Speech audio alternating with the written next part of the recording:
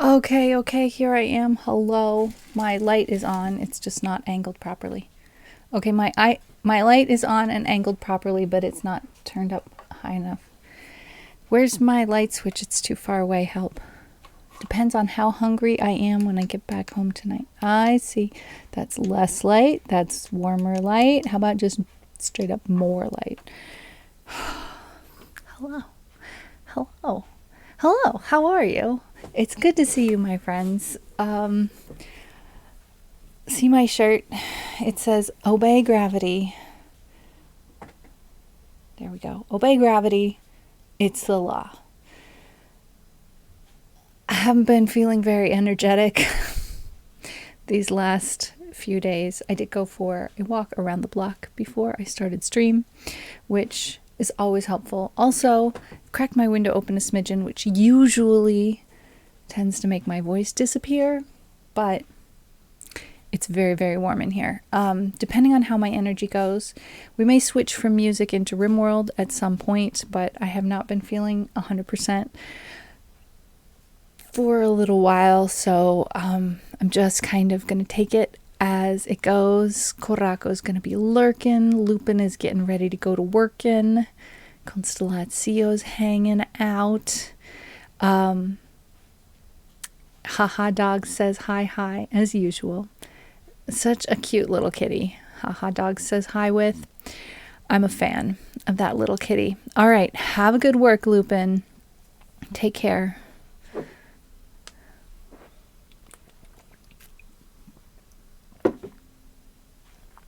Jeez.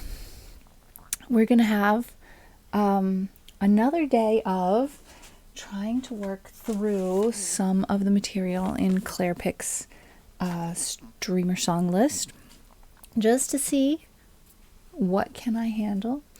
I've pulled up her streamer song list and I need to go to the correct page. I think I'm on page 3.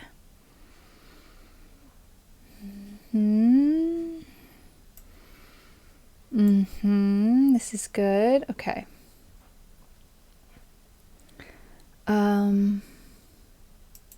So basically, my theory is I just am gonna click on something that looks vaguely familiar and then give it a try and see how it goes. This one only has 4 chords. Interestingly enough, it's B flat, E flat, F, and G minor. We might try transposing that, or, I mean, why not transpose it? You know, like I can play those chords, but if I want to conserve my energy, I might want to also make it as simple as possible. I'm going to also do a mobile-friendly shout-out for Claire Picks. In addition, just in case anybody can't see the thing to click on or whatever.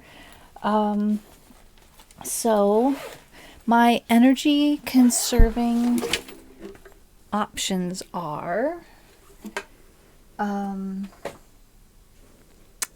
transpose to an easier key and also use the small ukulele, which is easier to play. Why are my ukulele cases falling over so much? I do not know. All right, so we're going to put those both out convenient-ish. And we're going to try with the regular tenor uke. And we're going to try transposing. Let's see how it goes. We're going to go -1 is not friendly because it has an E.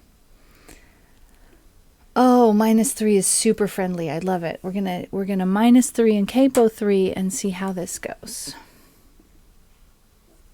Hang on.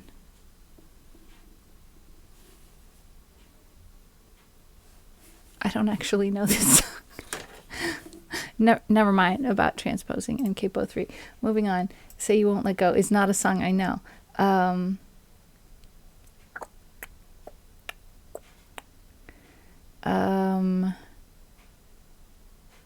I'm Yours is a loop that mashes up with a bunch of things. Let's see if I know this at all. This one doesn't need transposing. Nightbot, I have two beverages at hand. I have a coffee, which is what I'm very excited about at the moment. Now, as you can tell, my coffee is not coffee-colored coffee. And I saw someone's hot take on Twitter this week that said, admit it, if you put milk in your coffee, you don't like coffee. And in my defense, I also like coffee. It's just that I am always looking for the right ways to add healthy fats into my diet, and my coffee is one of those places, because when you use those little battery powered blender whizzygig things, you can emulsify various types of fat into coffee. And as a matter of fact, I didn't even remember to put any kind of sweetener in it, and it's delicious. I use a variety of butter and or coconut oil, coconut milk powder, MCT oil, which is a form of coconut oil, and the whizzy thing whirs it up into an emulsification. That's the word, right? Coffee makes slurpy sounds. It's not me, it's the coffee. All right, let's play I'm Yours by Jason Mraz. This song always feels very lighthearted and silly to me, so it's kind of like, oh, I've got to get myself in that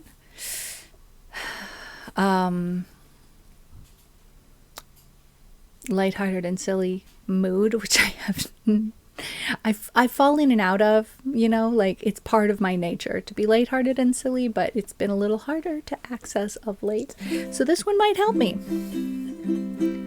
Well, you done me, and you bet that I felt it. I tried to be chill, but you're so hot that I melted. I fell right through the cracks, and I'm trying to get back before the cool done run out. I'll be giving it my best test, and nothing's gonna stop me but divine intervention. I reckon it's again my turn to win some or learn some, but I won't hesitate no more, no more. It cannot wait. I'm yours.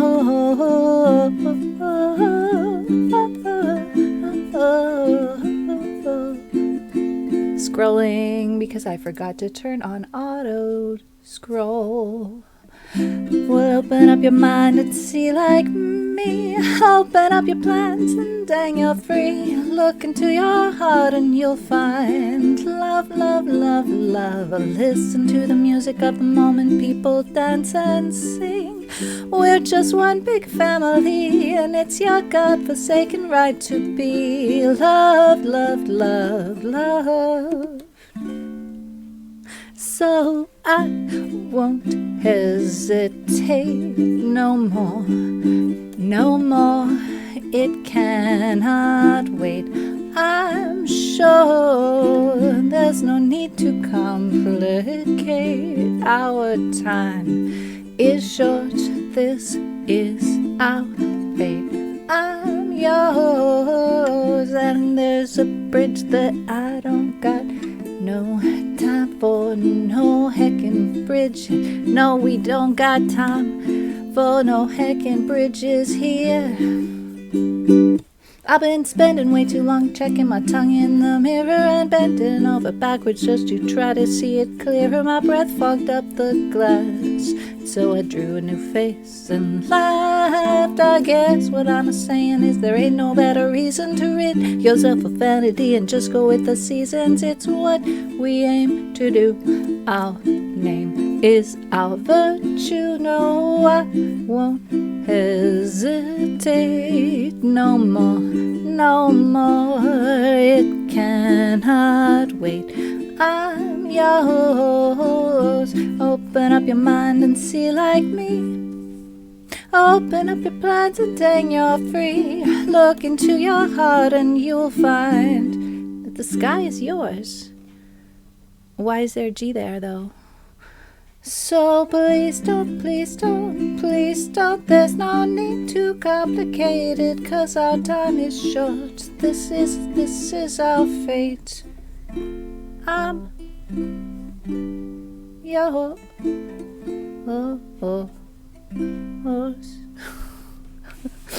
Some of what is written there is a little bit underdeveloped in the sense of less details than one could desire to see on a chord chart. But hey, could go on my list. It takes a lot of air to sing that. Probably good for me. Sure. Let's open up my streamer song list. That's usually what one does at the beginning of a music stream. Could have done that. I just checked to see if Claire's streamer song list was open. Didn't open mine, but at least that means I'm signed in and I can get there, which is excellent. Let's add a new song. I'm yours. Jason Mraz. Song already exists. What? I am in my list. I'm yours? It's there? It was last played 11 months ago. Well, we're just going to add that to the queue. And said song is played. Now it's been played more recently than 11 months ago. Especially that last verse. Yeah, the bridge and the last verse. Not a lot of information there. Are you following along at home, Constellazio? I didn't put it up on screen today. We always can do that. I think especially when it comes to these kind of like work session type streams, might make sense to do that a little bit more. You all let me know if you feel like cut out of the information loop. I will be happy to show you what I'm looking at in terms of Claire's streamer song list, my streamer song list, the chords and lyrics that we use to get ourselves through things. So, did not remember that was on there. It mashes up, though, according to Claire, with Don't Stop Believing, Demons, and Hey Soul Sisters. So, in order to figure out whether or not I know those at all, then what we do is we search those. Don't Stop Believing. We search that on, I think, like this. Yeah. It's transposed. Cool. Does that mean we need +3? I think it's fine. I don't think we need a capo.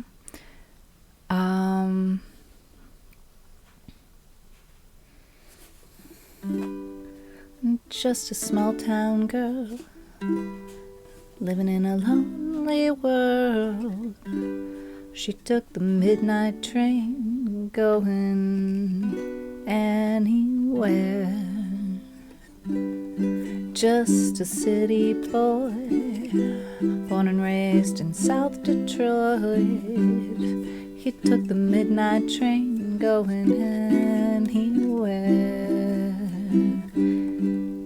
Singer in a smoky room, a smell of wine and cheap perfume. For a smile they can share the night. It goes on and on and on. Strangers waiting up and down the boulevard. I feel like I'm making this up. The shadows searching in the night. I don't think I've got it right. Street light people living just to find emotion, hiding somewhere in the night. Good night, haha dogs, sleep tight. You know what? I'm looking at this and it's all looking like less and less and less familiar. I think I need to accept that that's a song I don't know. That's fine. It's okay to it's good to know what it is that you don't know. That's a good thing. So we're going to also look for Demons and Hey Soul Sister.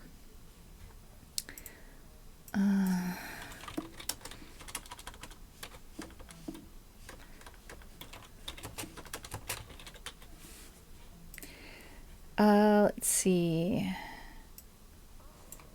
No. I want to copy this part and only this part. Okay, we're going to check out Hey Soul Sister.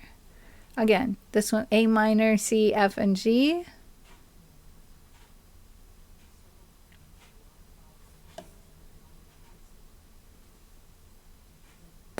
I'm looking. I know I've heard this, on the radio, on Clearstream. That doesn't mean that I can play it. I don't know that. I think, and Demons does not even sound vaguely familiar in terms of a name.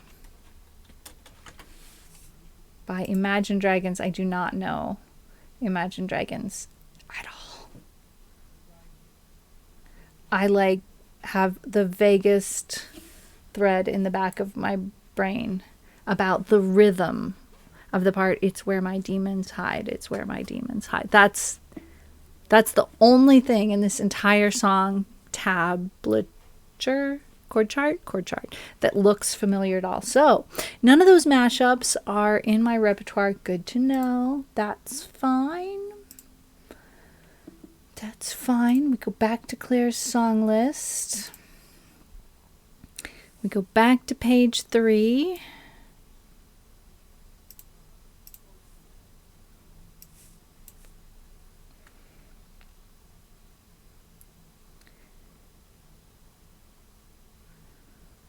The Stars and the Moon, maybe? I've never tried this. And I think that I've heard Claire, this is one of the things that I tend to request at Clearstream. I haven't in a long time. I might have heard this enough times that it's gotten into my brain. I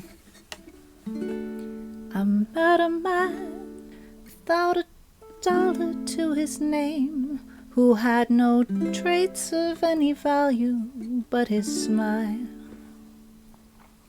I met a man who had no yearn or claim to fame, who was content to let life pass him for a while. And I was sure that all I ever wanted was a life like the movie stars led. And he kissed me right here and he said, I'll give you stars and the moon and a soul to guide you, and a promise I'll never go. I'll give you hope to bring out all the life inside you, and the strength that will help you grow. I'll give you truth and a future that's 20 times better than any Hollywood plot. And I thought, I'd rather have a yacht. I met a man who lived his life out on the road, who left a wife and kids in Portland on a whim. I met a man whose fire and passion always showed, who asked if I could spare the week to ride with him. But but I was sure that all I ever wanted was a life that was scripted and planned. And he said, but you don't understand. I'll give you stars and the moon and the open highway and a river beneath your feet. I'll give you days full of dreams if you travel my way, and a summer you can't repeat. I'll give you nights full of passion and days of adventure, no strings, just warm summer rain. And I thought, you know, I'd rather have champagne.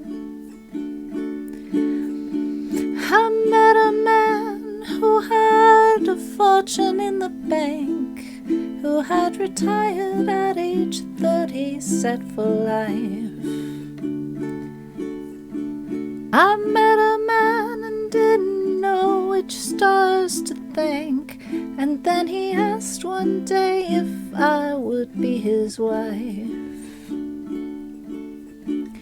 And I looked up, and all I could think of was the life I had scripted, and was the life I had dreamt I would live.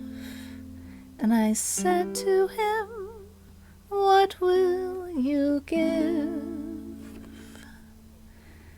I'll give you cars and a townhouse in Turtle Bay, and a fur and a diamond ring, and we'll be married in Spain on my yacht today, and we'll honeymoon in Beijing, and you'll meet stars at the parties I throw at my villas in Nice and Paris in June. And I thought, okay. And I took a breath, and I got my yacht, and the years went by, and it never changed, and it never grew, and I never dreamed. And I woke one day, and I looked around, and I thought, my God, I'd rather have the moon. What a story song. I love story songs. You guys, we need to put that on the list.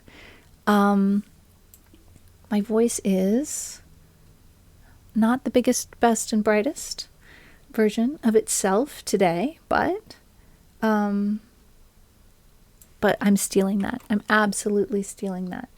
Now, Claire has that all written out for herself, which might mean that the ultimate guitar tabs here are not everything she desired. Let's look. Oh my gosh, it's totally different. Okay, I'm gonna steal both of these things, because I mean it's she put that out there, public info. So yeah, I mean, The Devil Went Down to Georgia. Good question. There's another good story song. I will check. I don't remember if that's there. Makes me think maybe it's not there. Not sure. We'll look next. First, I'm going to click that add song button. Nope, that's the wrong add song button. That's the add song to queue button. I want create new song button. Shoot, I don't remember what it's called. Stars and the Moon. Stars and the Moon. This is Broadway.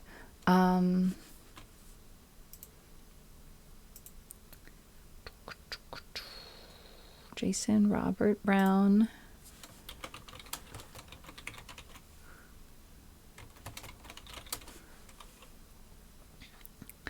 Oh yeah, Subby would totally dig that. Does he plays that in his Beat Saber streams? I mean, he kind of, it's all comers as long as it's not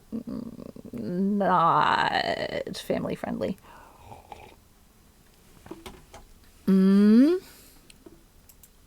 Attributes. I don't know. Show tunes.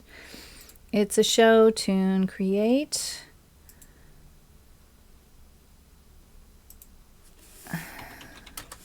Come on now.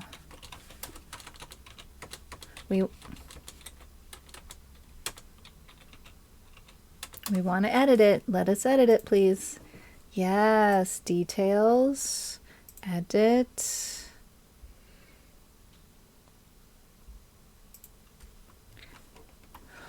Guys, I've been putting my links to the chord charts under chords or lyrics or tabs. And I see that Claire puts hers in the comment section. And I'm just thinking about that. Like, I've found that when people come to stream, it's a lot for them to navigate my streamer song list and find the information that they want. They don't necessarily know that they have to click on the different tabs of chords, lyrics, and tabs. And by tabs in that way, I mean languetto and not accordaro. It's nice that sometimes Esperanto has like separate words for things that mean different things. Not always, but almost always. In English, tabs means more than one thing. But on the other hand, I really like having that comment section for things like reminding myself that I use finger picks for that song, or what capo I use. But there's a section for the capo. So I could put all of that comment stuff in the capo section. It would be a big change. Barkeep, put it on my tab. Yeah, there's another one. There's another one, Korako. How many things does tab mean? It's also, if you are of a certain age, a soft drink, which no longer exists. And that may be a reference to the fact that at one time, soft drinks had pull tabs that were a little bit like opening the top of a... No, Pringles cans don't even have those pull tabs anymore. But that was like with a Pringles can with a pull tab, you pulled the whole top off. With a soda pop... Boy, howdy. With a carbonated beverage, there was only a small section that came off, just like today, only it came all the way off with a metal pull tab. Is that why? Like a sardine can. Yeah, Pringles cans used to come open like a sardine can, only the tube was still paper, cardboard, sturdy paper, and the top therefore was a thinner metal than a sardine can. So easier than a sardine can to open, certainly. I always feel like there's a non-zero chance of slicing my hands open when I open a sardine can. I'm always a little bit nervous. That doesn't mean I don't eat them, because I do, but I just feel a little nervous. Okay, guys, I'm having this like crisis of faith over how I use my comment section. I might be editing that, but that's something that I can just kind of do gradually as songs pop to the top. Speaking of pop tops. All right, we are putting the chords in here. All right. Next time I play it, I may try the Ultimate Guitar tabs, because that has auto scrolling and it has a whole different set of chords that, like, could be interesting to try. I'm so excited to put that on my list. Yay.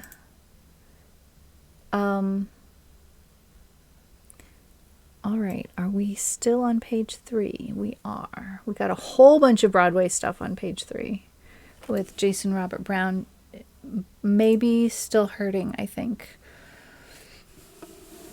Now, these are definitely ukulele, not ukulele tabs. They're guitar tabs. So I need to look up uke tabs. I mean, you would think there wouldn't be a difference, but I don't comprehend slash chords when I've only got 4 strings. How am I going to do a slash chord? I don't know. Still hurting. I know a couple of songs from that musical. What?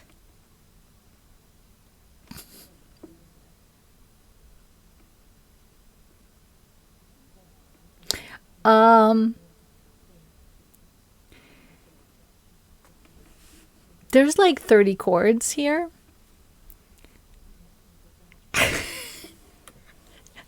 Never mind, I'm backing away slowly. How the heck?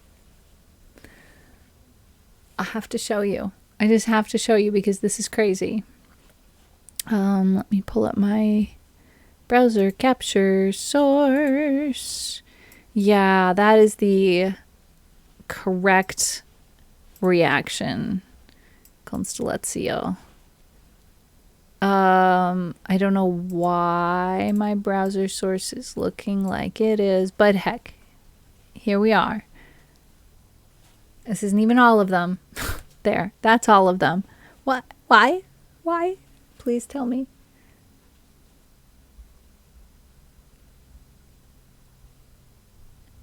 It's 37 chords?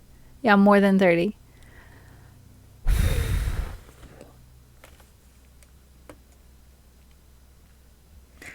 Do we have like more versions? Version 1. Is this an easier version? Nope. Oh. Okay. Still hurting. Uke tabs easy.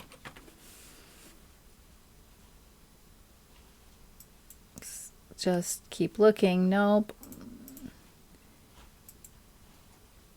Nope. Is this more?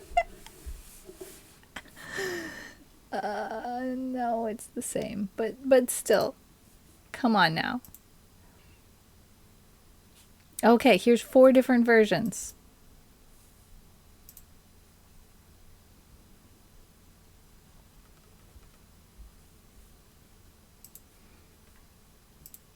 I mean, what do you expect? It's musical theater. It's not singer-songwriter stuff. We're moving on. We're moving on. I'm going to go back to this screen here. Yeah, that's a lot. We're gonna just pretend we didn't look at that.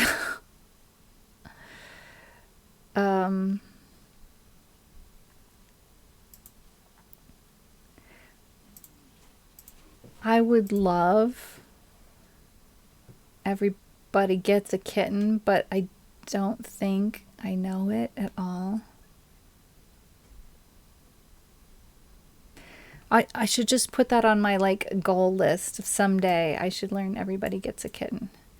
So in order to do that, what that looks like for me is I create new song. I write down Everybody Gets a Kitten. Jeremy Messersmith is the artist. And then I go inactive and click create, and that's it. So it's on there, but it's not really on there. Moving on. Moving right along.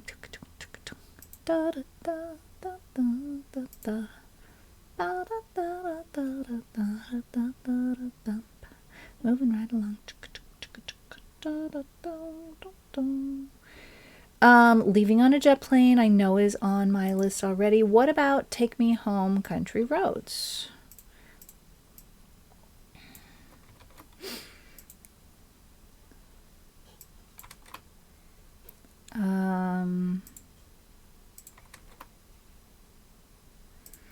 Let's try that one. Messer is German for knife. Messerschmitt means knife maker. Indeed. All right, this has 8 chords. That's doable. They're all chords that I kind of know. Let's try it. Now it's giving me 1 and 2 and 3 and 4, and they say that's the strum pattern. That's very nice of them. Wait, 1, 2, 3 and 4 and what do they mean by G/D? They just mean G. Oh, because it's ukulele. The slash chord of G/D is just G. It's true, Constellatio. What's cringe about that?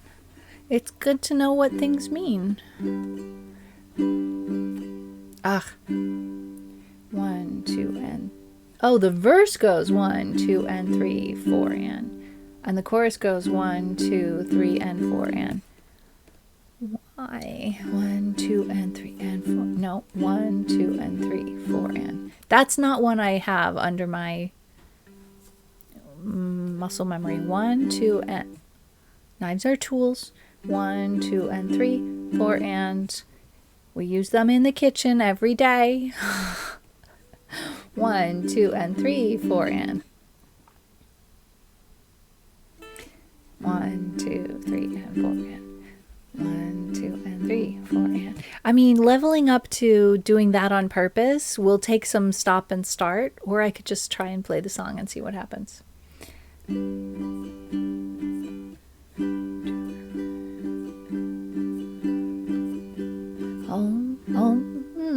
Aha. Well, I could also get in the same key as I'm playing in. Almost heaven.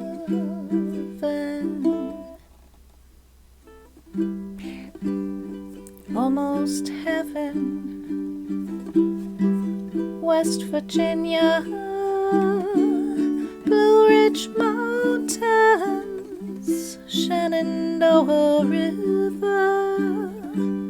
Life is old, they're older than the trees, younger than the mountains, blowing in the breeze, oh, growing like a breeze. Is that on edge? Is that a pun, Constellatio? I think we need to get a pun bomb in the chat for Constellatio.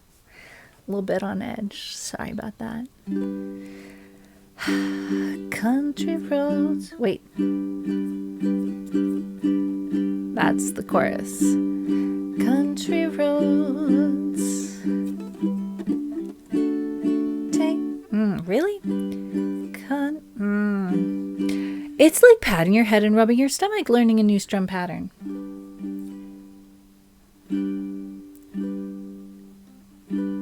Country roads.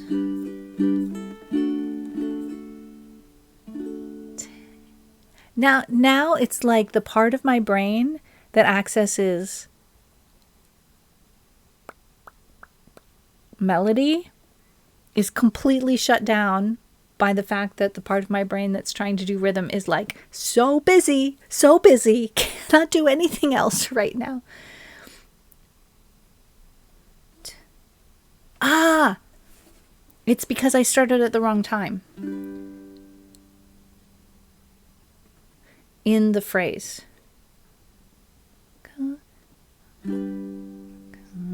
Okay.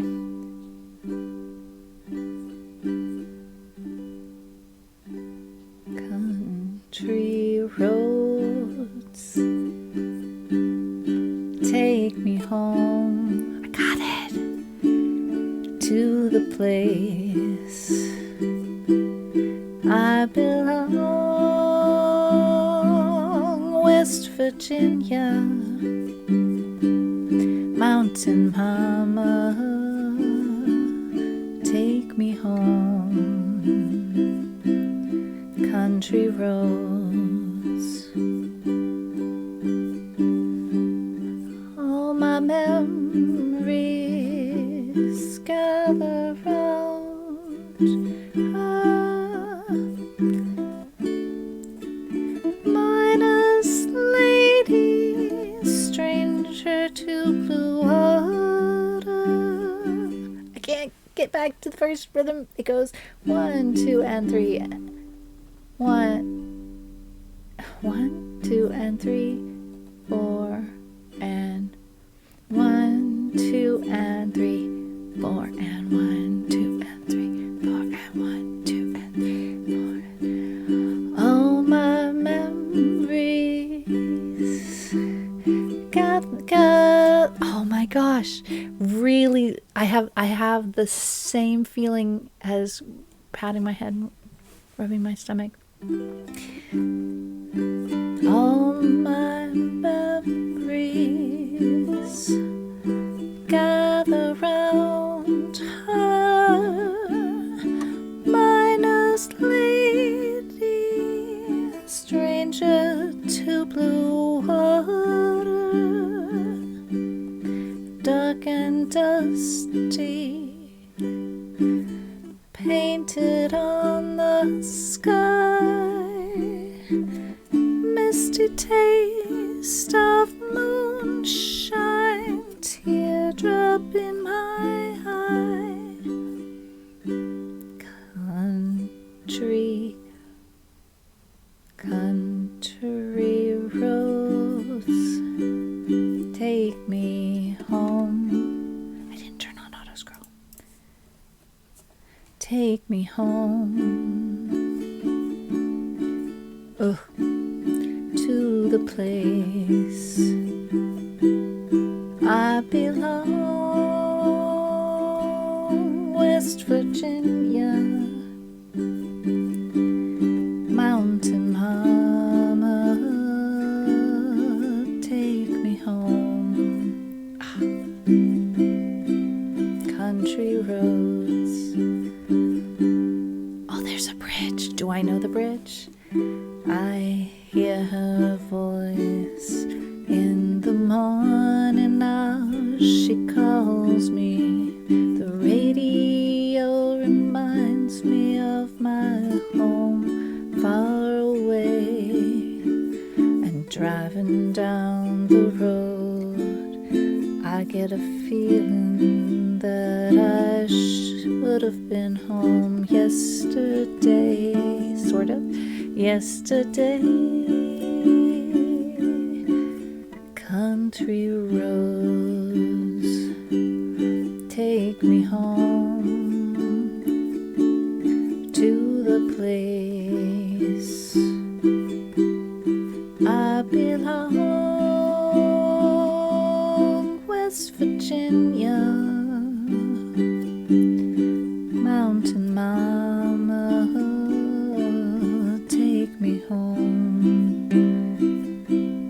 country roads, take me home, down country roads.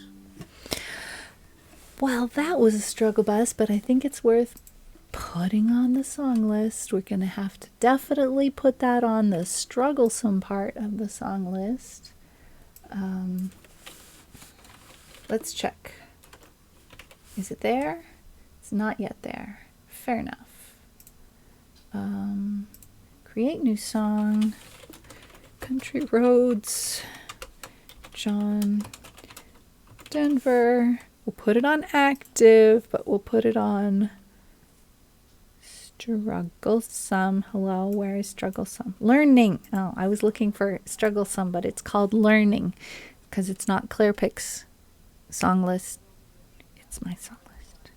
Create. And we'll edit that. Oh, why did I not put my glasses on yet? Advanced. And then the chords. We're putting that in the comments. All right. Getting my glasses.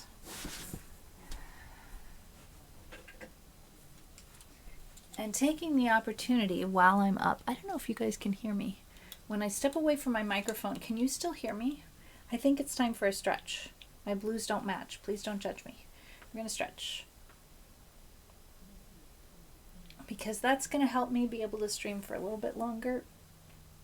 Oh, I'm getting cracks and pops.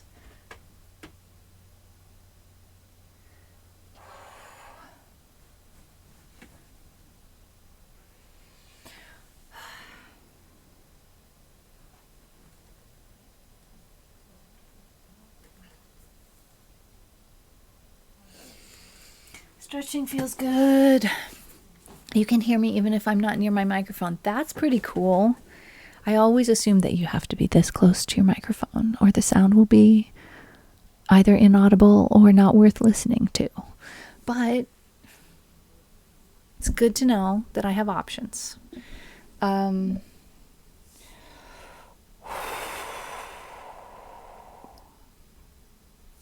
Okay. Still drinking my coffee.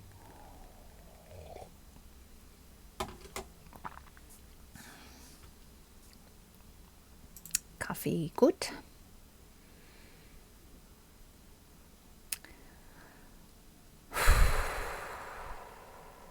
All right, we're going back to Claire's song list.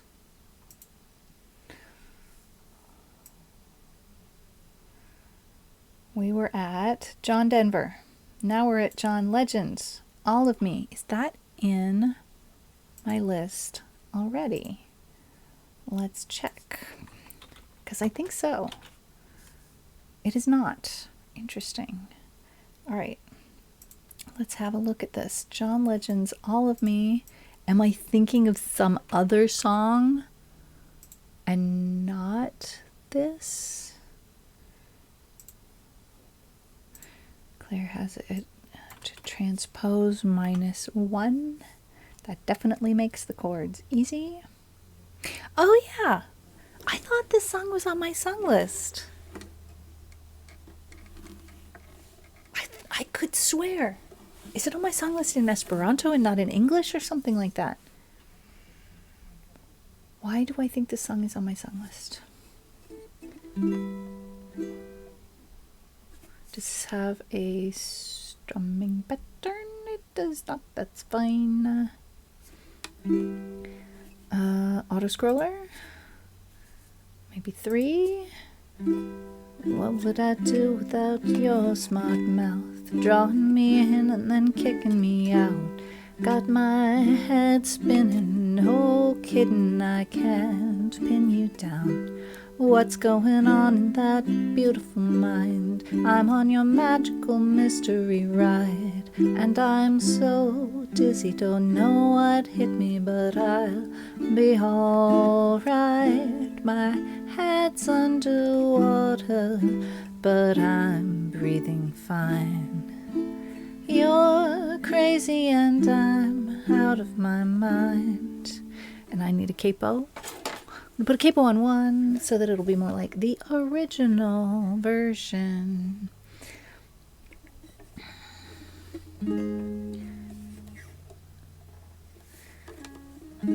Cause all of me loves all of you. Love your curves and all your edges, all your perfect imperfections. Give your all to me, I'll give my all to you. You're my end and my beginning. Even when I lose, I'm winning. 'Cause I give you all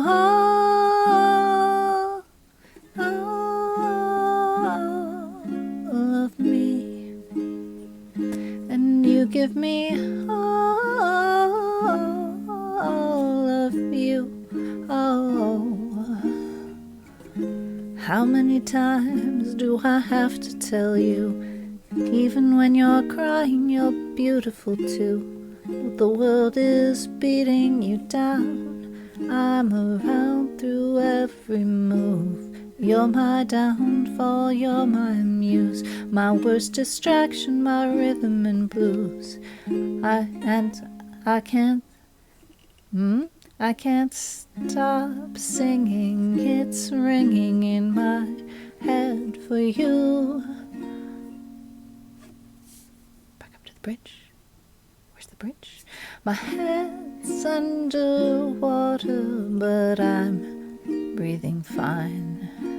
You're crazy and I'm out of my mind. After the bridge, then what? Chorus again. 'Cause all of me loves all of you. Love your curves and all your edges, all your perfect imperfections. Give your all to me, I give my all to you. You're my end and my beginning. Even when I lose, I'm winning. 'Cause I give you all of me, and you give me all of you. Oh,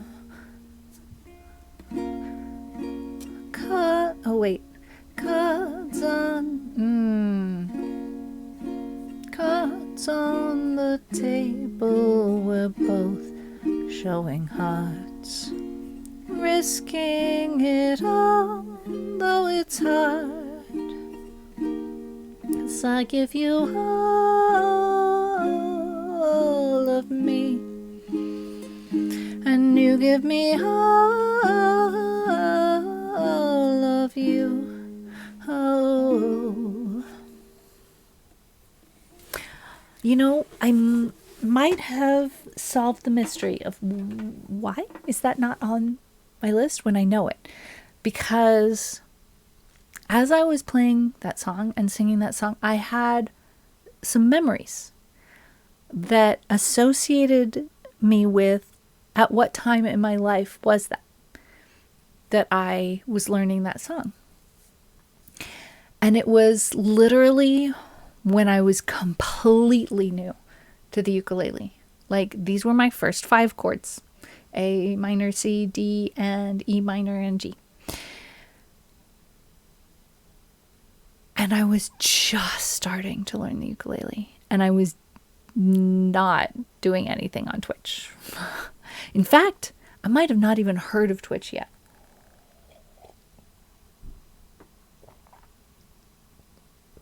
Oh, there was a skim on the top of my coffee. Blah, blah. One of the disadvantages of having a warming coffee coaster. Yuck. All right. Welp.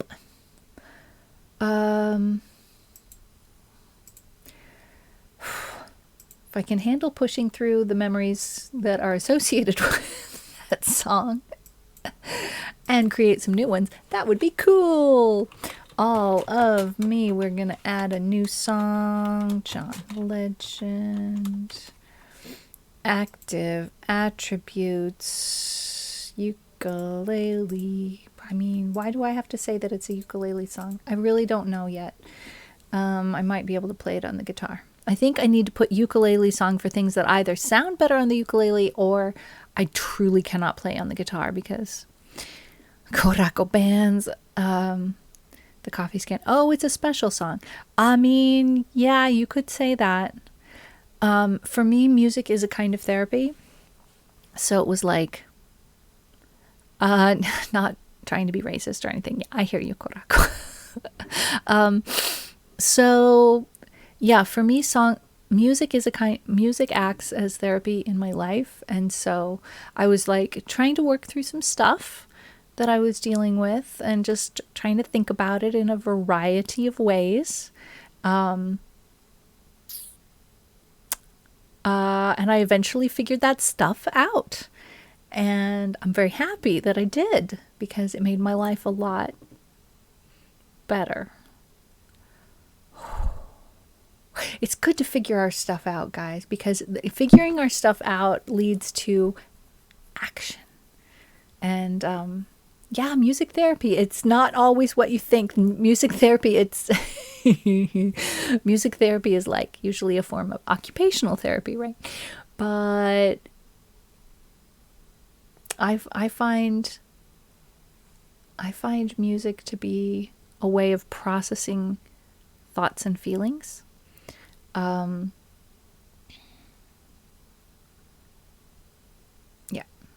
All right, we're going to create this song and then we're going to search it up so that we can edit it and add the tabs. we're going to copy that. Oops. Did it wrong. That's okay. We're going to put that in the comments, and we're going to say capo 1 in the capo section. Cool. Cool. That's, I like this. I like the way Claire does things, putting the tabs in the comments section. That way it'll be easier for everybody to find it. Esperanto music and the first 2 albums from Of Monsters and Men did that for me.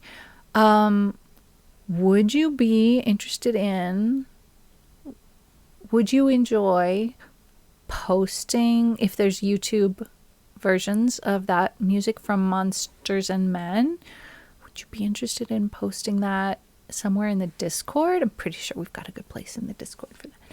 Music for the heart. What's it called? There's a place for that, right? We got a place for that kind of stuff, right? Thank you for that Discord link, Constellatio. Thank you, Coraco. Okay. We're still on page 3 of many. We're like, wait, we've even skipped past some things that we should have looked at. There's a song from Jewel here, and like, I am that age. Like, Jewel was popular when I was in college.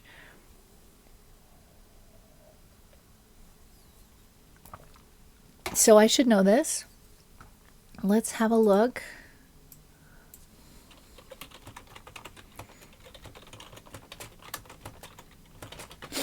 I don't know. I've never tried this. Oh, we don't like that. Definitely transposing that. What is that nonsense? No, so much nonsense. Oh, let's try -3. A flat, my nemesis. -4. G add 9. No, thank you. -5. Are we going to get to anything reasonable ever? I mean, G flat add 9 could be a bar chord. Let's see. But no, there's another A flat in there. Why? Why? Do we really need an A flat? I'm not even going to put, I refuse to put the ukulele on until we find some oh, -6 is like as simple as everything else was complicated. -6. Do we really want a capo 6? I mean, we're like way up here in the teeny tiny zone. Is that going to be funny sounding? Way up here?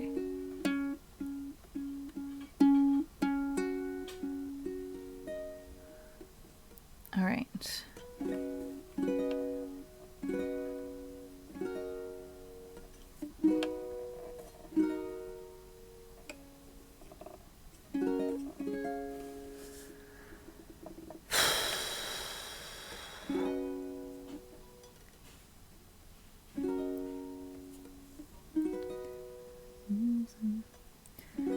I hear the clock, it's 6 a.m. I feel so far from where I've been. Got my eggs, I got my pancakes too. I got my maple syrup, everything but you. I don't know about these chords and the key that my voice is singing in. Do these go together? Not sure. I got my eggs, I got my pancakes too. I got my maple syrup, everything but you. I break the yolks and make a smiley face. I kinda like it in my brand new place. Swipe the spots up off the mirror, don't leave the keys in the door. I never put my towels on the floor anymore, 'cause dreams last so long, even after you're gone. I'm botching this so bad. I know that you love me, and soon you will see you were meant for me. and I was meant for you. I called my mama, she was out for a walk. Consult a cup of coffee, but it's written consoled. I think they mean consult. Consult a cup of coffee, but it didn't want to talk. So I picked up a paper. It was more bad news, more hearts being broken, or people being used. Put on my coat in the pouring rain. This sounds nothing like the song that she wrote.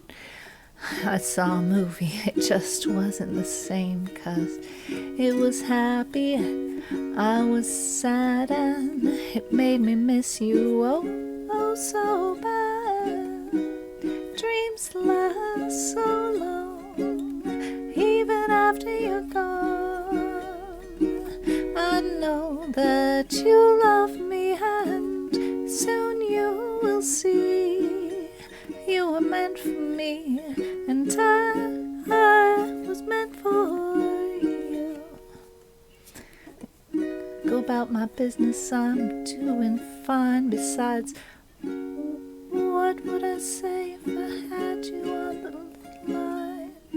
Same old story, not much to say. Hearts are broken every day.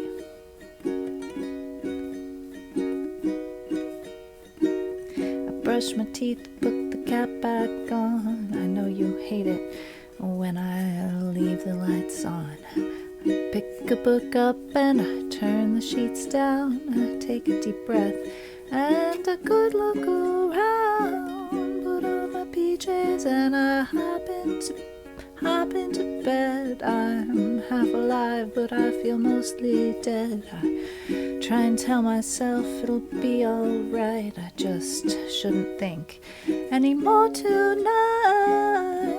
Dreams last so long, even after you're gone. I know that. No, I don't know, evidently. Even after you're gone. I'm pretty sure about that part. Even after you're gone. I know. I don't know what the interval is. Even after you're gone.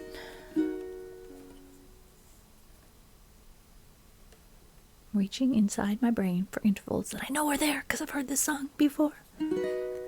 I know that you love me, and soon you will see you were meant for me, and I was meant for you. You were meant for me, and I was meant for you.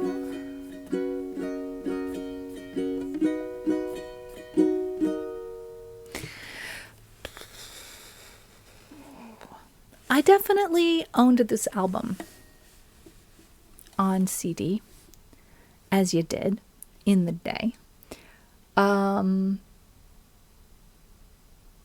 So it should be in my head somewhere. It doesn't mean it's coming out of my mouth. And here's the other thing. I don't really love the message in this song. You know, like the story of you had a breakup where somebody said, this isn't like, this isn't meant to be. You're not the one for me. And then you go about trying to change your whole life in order to prove to them that they're wrong. Why do that? Why do that? Why? I mean, it's one thing to take on feedback. That's good. To have the capacity to take on feedback. Yes. Absolutely. But the song seems to me to be taking that to extremes. Have you ever wondered what it would be like watching a happy wizard who's just ahead dance around and sing with a feminine voice? Of Monsters and Men has a music video to satisfy that curiosity. Sounds like it has something for everyone.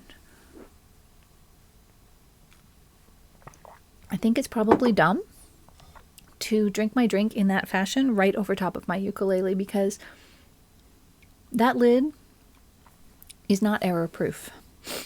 So I'm thinking You Were Meant for Me was not meant for me. We're going to just go right on past that one. What about Time in a Bottle? If that's not already on my list, I'm going to be surprised, because it should be. Time. What songs do I have about time? I Like to Take My Time, Summertime, and strangely enough, Tiptoe Through the Tulips comes up when I search time on my list. I think that's because it's by Tiny Tim. And Time has Tim, even if Tim doesn't have time. Let's try Time in a Bottle.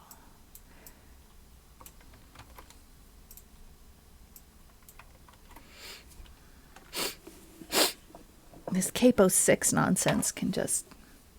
Oh, that's a lot of chords. Okay, what's this D major 7? That's kind of cool.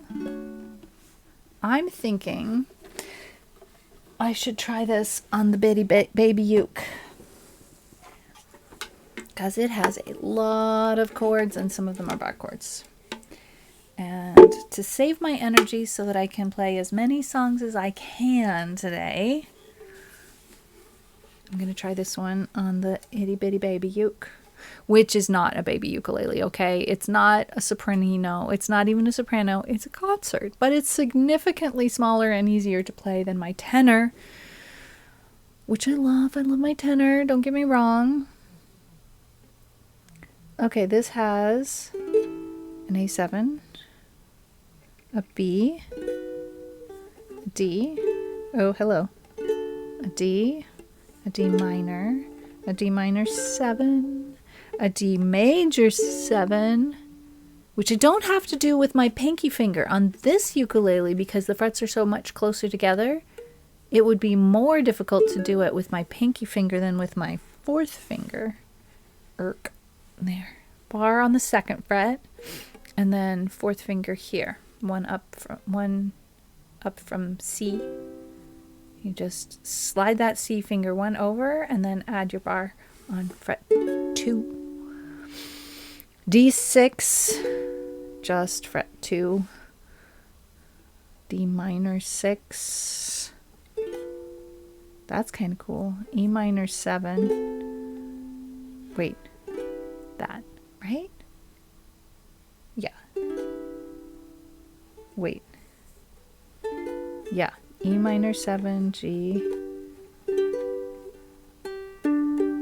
Do I need to tune? Yeah.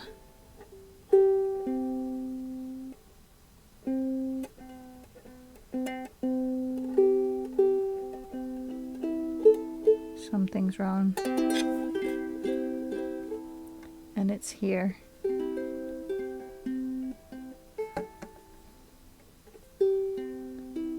This ukulele does not hold in tune as well,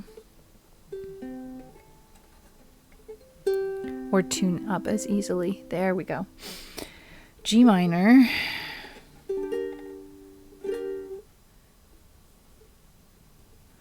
G minor 7. Really? My brain is starting to melt. G major 7. And G minor 6, I don't know a lot of these chords, which means I have to, like, as I'm playing, stop and look for what does that combination of letters and numbers mean in terms of a shape. That means this will be a very stop and start. If I could save time in a bottle.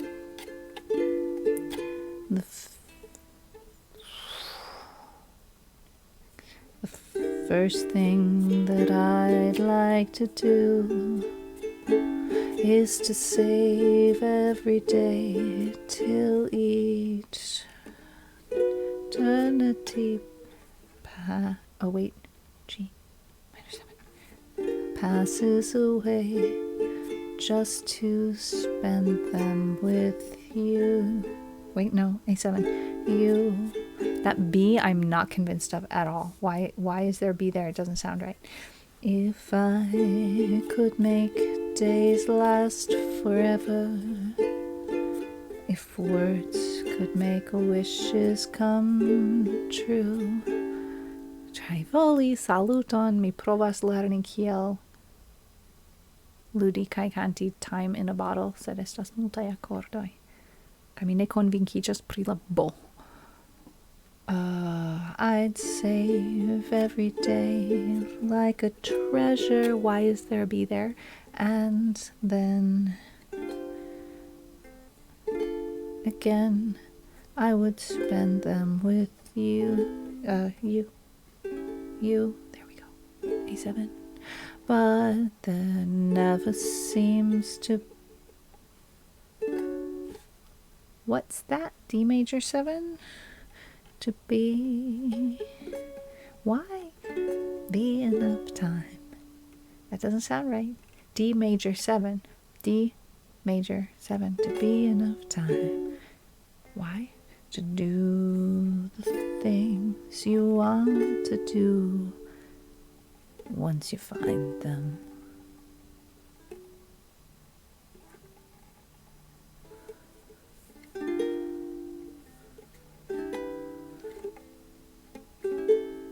I've looked around enough to know that you're the one I want to go through time with.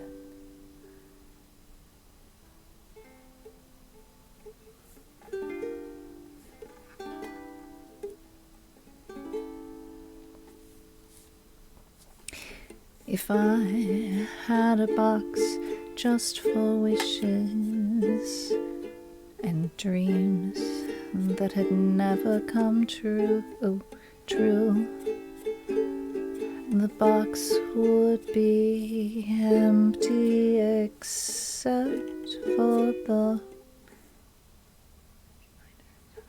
memory of how they were answered. No, wait, G minor.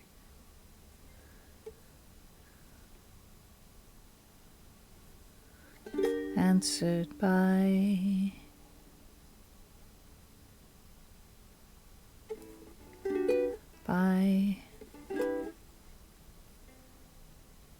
all that's showing there is a 7. It must be A7. You. Okay.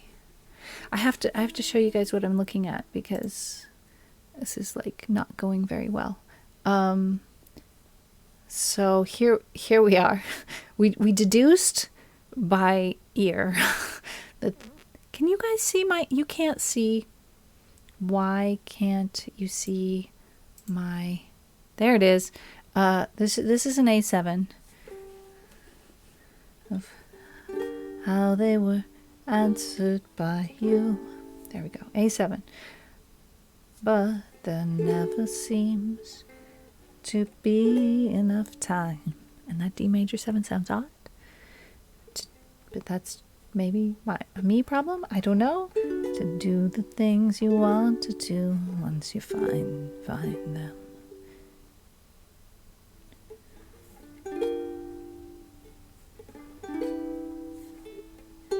I'm not convinced of the G major 7 either. I've looked around enough to know that D6. Oh, I was playing a D minor 6. That you're the one I want to go through time with. Wait, G major 7. Yeah. E minor 7. A7. So what is up with that B?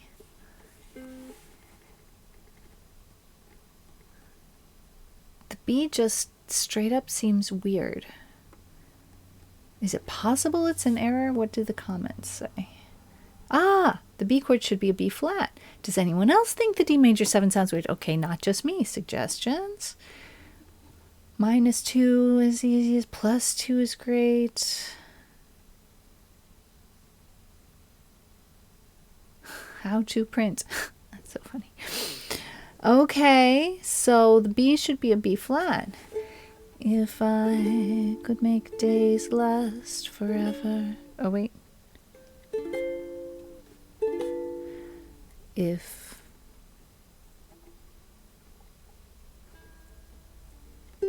words could make wishes come true,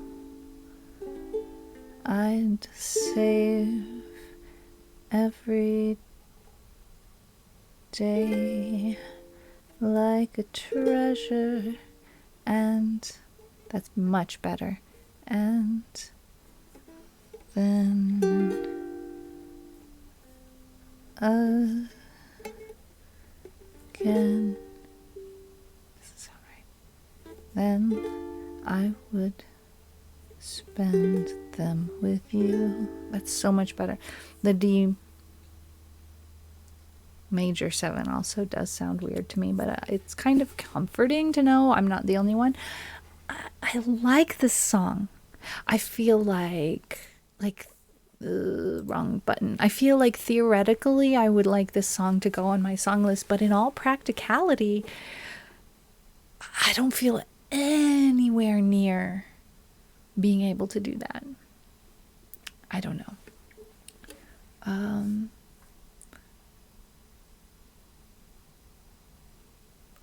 I mean, should it go on the list in the same way as songs that I would like to learn someday do? Like, I put them on the list and then I just deactivate them so that people can't see and request them, but I can know that they're there and I can find them later to work on.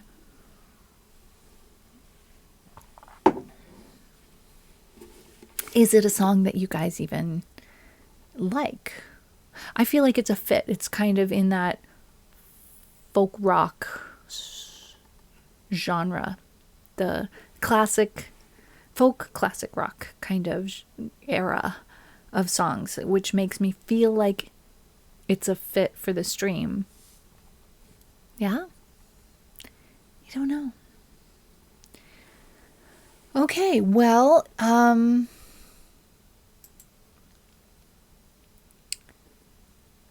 without any feedback on that, I'm just gonna slide right on past it like that one didn't happen and continue on. We'll pretend that I didn't do that. We'll go back to Claire's list and see what else is there that I should try.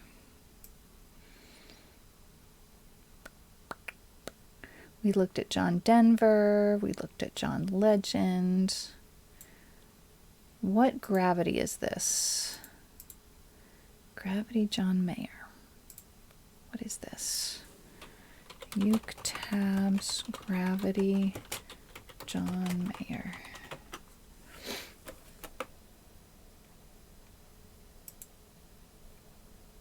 Okay, only 4 chords. Oh, okay. Well, I'll put it on the list deactivated in that case. How do we get back there? Time in a bottle, copy that. And create a new song.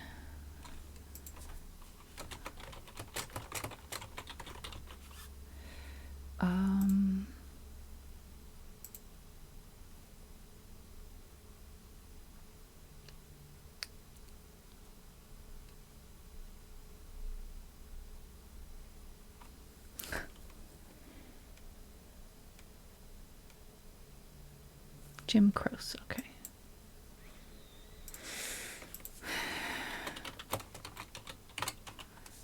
Unactive. Create, and then we have to look it back up again. in order to add the tabs,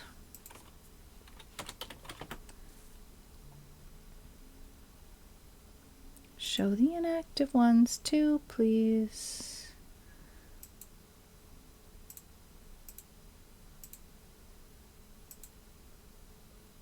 Advanced edit, comment, tabs. There we go. Okay. Next, I'm gonna try Gravity by John Mayer, but I don't think I know it at all.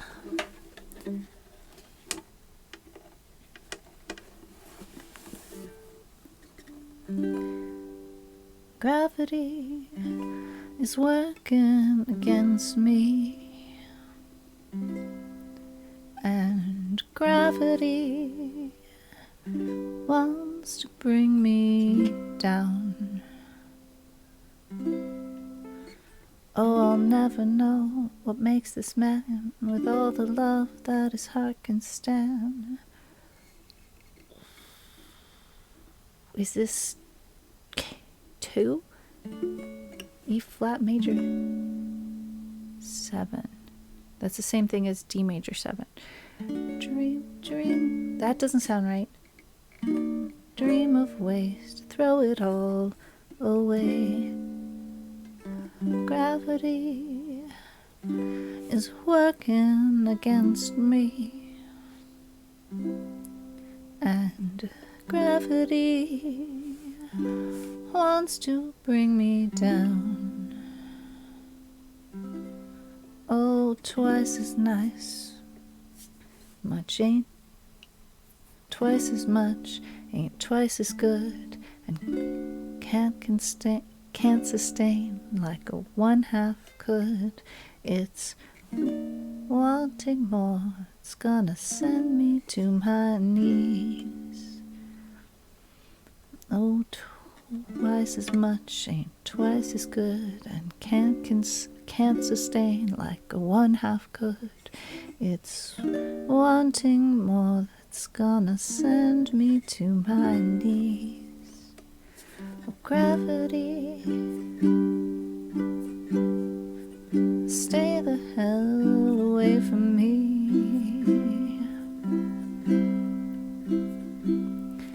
Oh, gravity is taking better men than me. How can that be? I don't know the outro. I don't know the outro at all. Okay, that's a nice song that I totally don't know. Moving on. Johnny Cash, You Are My Sunshine. Now, I'm pretty sure You Are My Sunshine is on my list.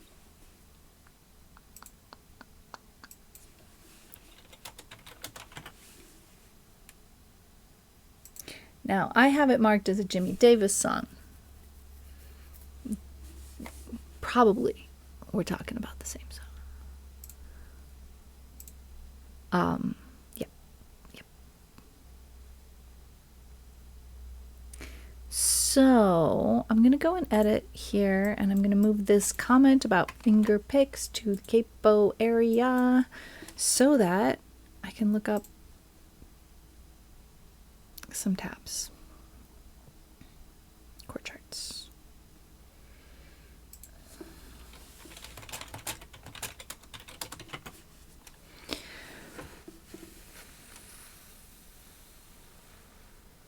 Interesting.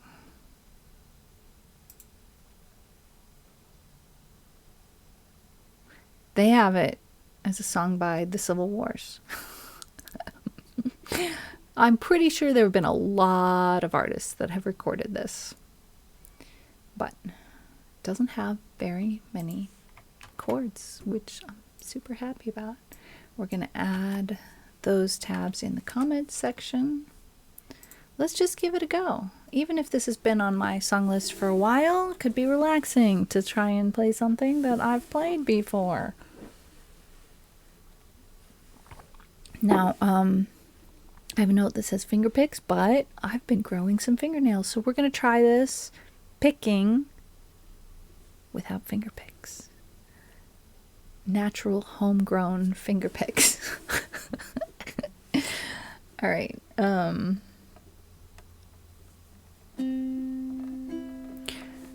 I mean, when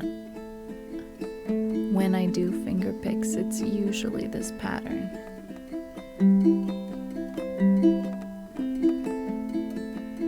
Something like that.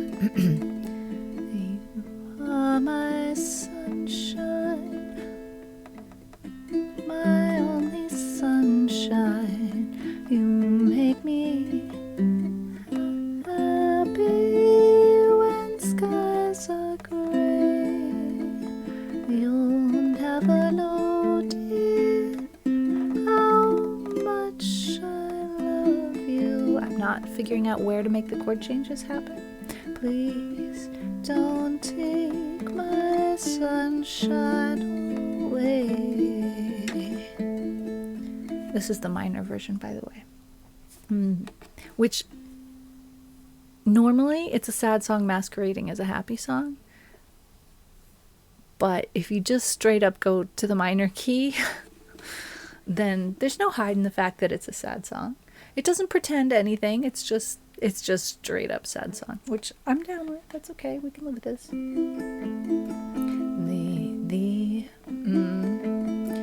The other night, dear, as I lay sleeping, I dreamed I held you in my arms.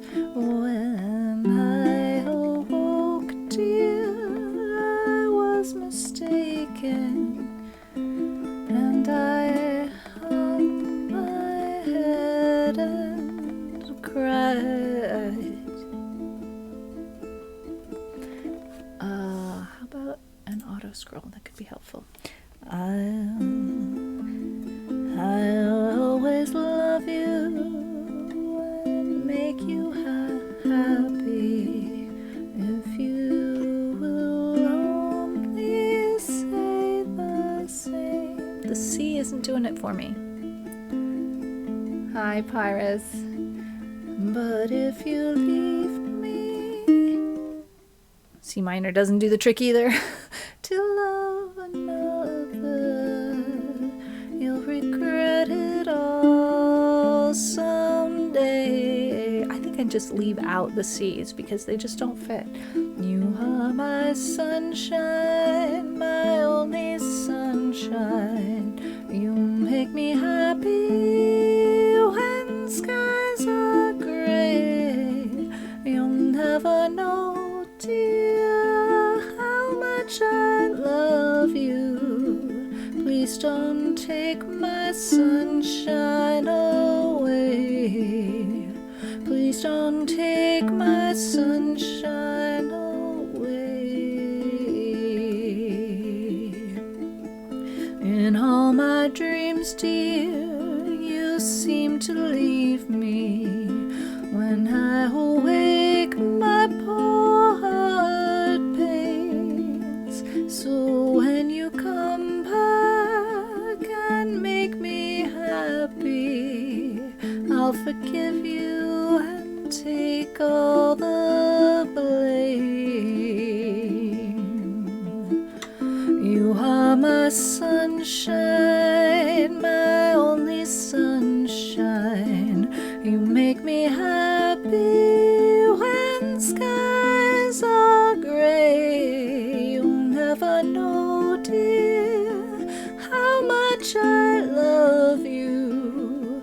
Please don't take my sunshine away. Please don't take my sunshine away.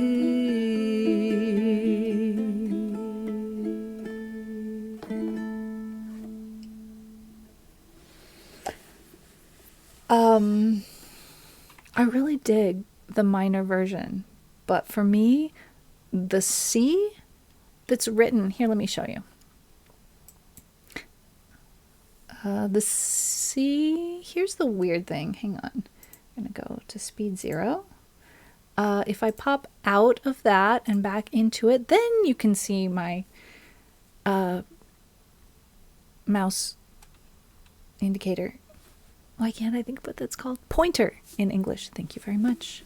Pyres, how are you doing? Guys, it's my good friend Mark, who streams the coziest games. Would you do me a shout out for Mark? Because I enjoy the cozy games, as you all know.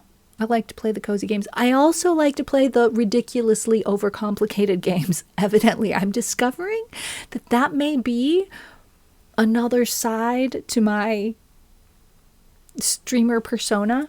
How is Kena coming along?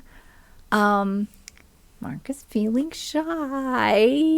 I'm sorry, but I had to do it because your streams, my friend, are very worthy, and I want my friends to enjoy them because I enjoy them.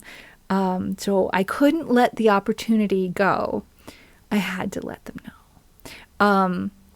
New Alex lore discovered. Yeah, so we're talking RimWorld, of course. It's RimWorld. But I also have discovered I have a serious interest in other games of similar complication levels, like, for example, Project Zomboid and Dwarf Fortress. Now, Project Zomboid, I've watched some Project Zomboid streams, and hang on, let me come back to just chatting, and I'll chat with you about that song in just a second. Kena. Really? I never would have guessed. That's like out of the 4 different pronunciations I offered for that, not on the list of the pronunciations that I tried. That's hilarious. It's going well. I've collected all the hats. Oh my gosh, there's so many cute hats for your little tiny cute friends in this game. I'm not selling it well, you guys. It's the perfect amount of adorable. It's not over adorable. It's not the cutesy kind of cutesy game. It's the perfect amount of adorable in the game. Collected all the hats from the Woodsmith area. Will be able to go deliver mail and start a new chapter. How long is this game? I played the demo of this game when it first was released, and I was like, cute, I dig it. But now I'm getting to... I have to admit, I have not been at all of the Kena streams, but I'm occasionally lurking and occasionally jumping in and saying hi. But it's been fun, really fun. Oh yes, we were on Project Zomboid. So the thing about Project Zomboid is I've played it a little bit while I was traveling last year. I went to a video game conference, like a video game mini-con, that had a lot of, okay, so here's the thing. It was just outside of Berlin, like half an hour by train outside of Berlin. It had equal amounts, I think, of Americans and Esperanto speakers. Not all of the Americans were Esperanto speakers, and not all the Esperanto speakers were Americans. But that was about the demographic. We had very few people who didn't fit in either of those categories. And if they did, they were there for like a day or like a day and a half, not like the whole time. So it was fun. No, actually, one of the organizers was an American who speaks Esperanto, and one of the organizers was an Esperanto speaker who's not an American. So like we had all sorts of people there, and one of the Americans brought, this was a almost exclusively non-PC game convention, but one of the Americans brought a gaming laptop, more than one gaming laptop, and set up so that we could play RimWorld and we could play Project Zomboid. And he introduced me to Project Zomboid. We might have one chapter left. We've uncovered most of the map. Okay. Very cool. So speaking of games that sometimes turn out to be not the same length of time that you think they're going to be, I have recently been discovering that my Sunday game, Wildflowers, is a very long game. And it might be that I'm going to get to play more of it over the course of my upcoming trip. I'm leaving on Friday, and I'm going to be gone for like basically weekend.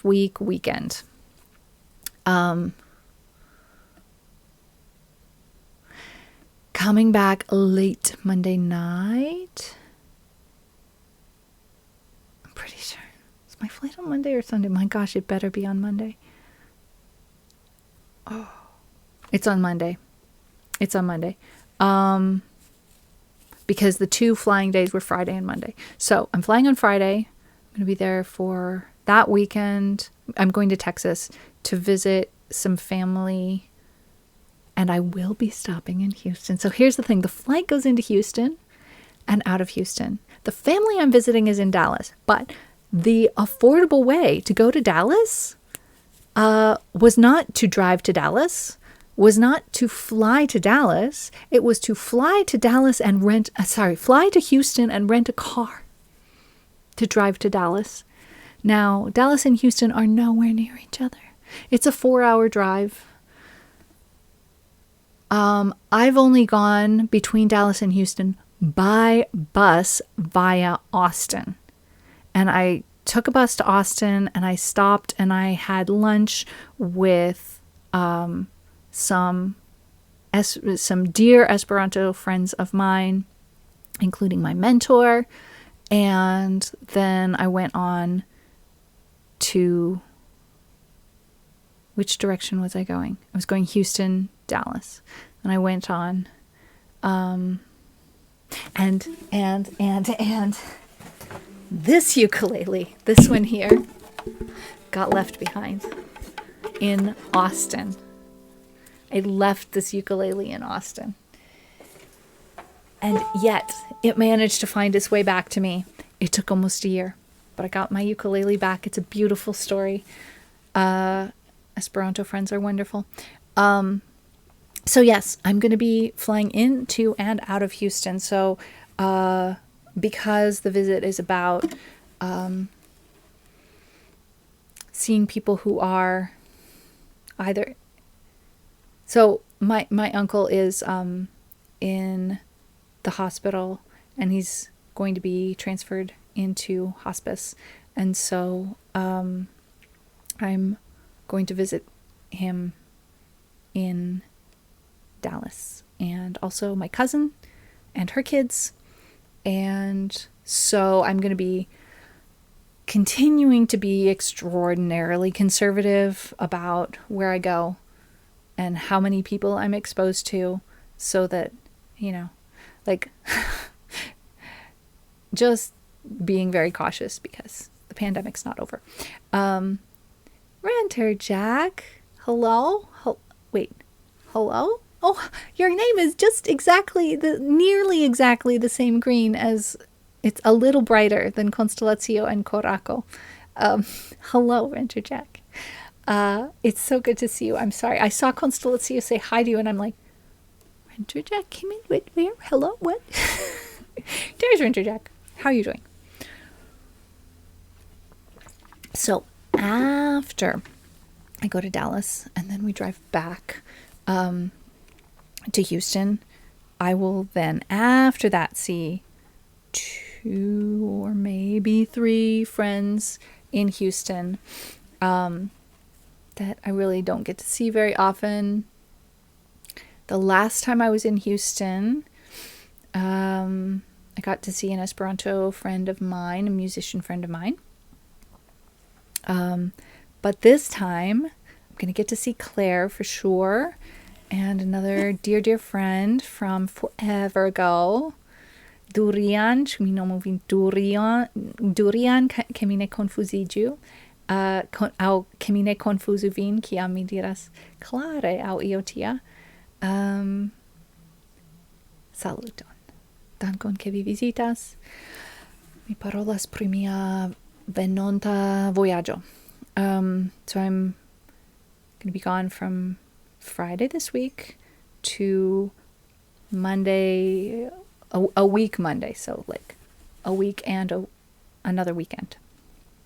And during that time, if I manage to take my laptop, I can theoretically proceed normally-ish about streams.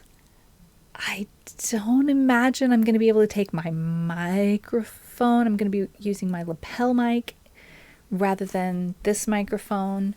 A stripped down version. If I don't take my laptop, then that will mean no RimWorld streams, but I can do gaming streams on my tablet like I usually do on Sundays. And frankly, we might just hit wildflowers hard and just do a lot more wildflowers. Plus, I can do music streams. So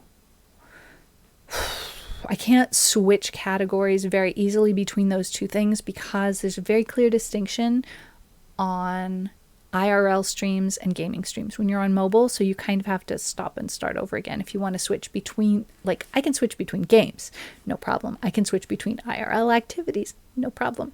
But switching between IRL music stream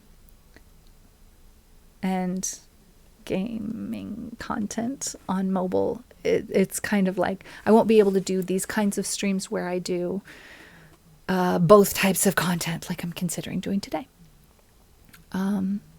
So that's the upcoming plan on that second Sunday of the trip. So not this coming up Sunday, but the Sunday after that, I will be guest appearing on Claire Pick's stream, which is super exciting. And so that's what I've been working on. I've been going through her streamer song list and trying to figure out what of these songs do I kind of know.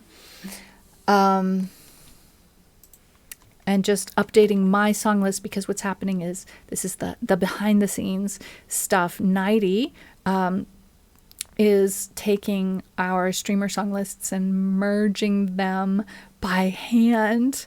I'm going to get to boop all the cats. That is not guaranteed. That is not guaranteed. Do not jump to such a conclusion. How dare. Sarah may not permit a boop. It's entirely possible that Sarah will not permit herself to be booped.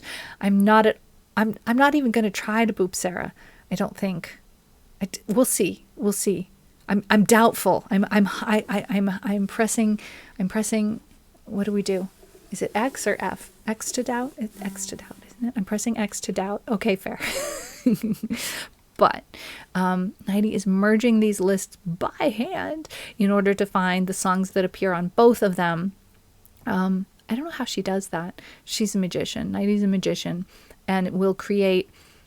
She'll create a section of Claire, like a tab in Claire's. Okay, hang on. Let me go to my here. I go here. I press this.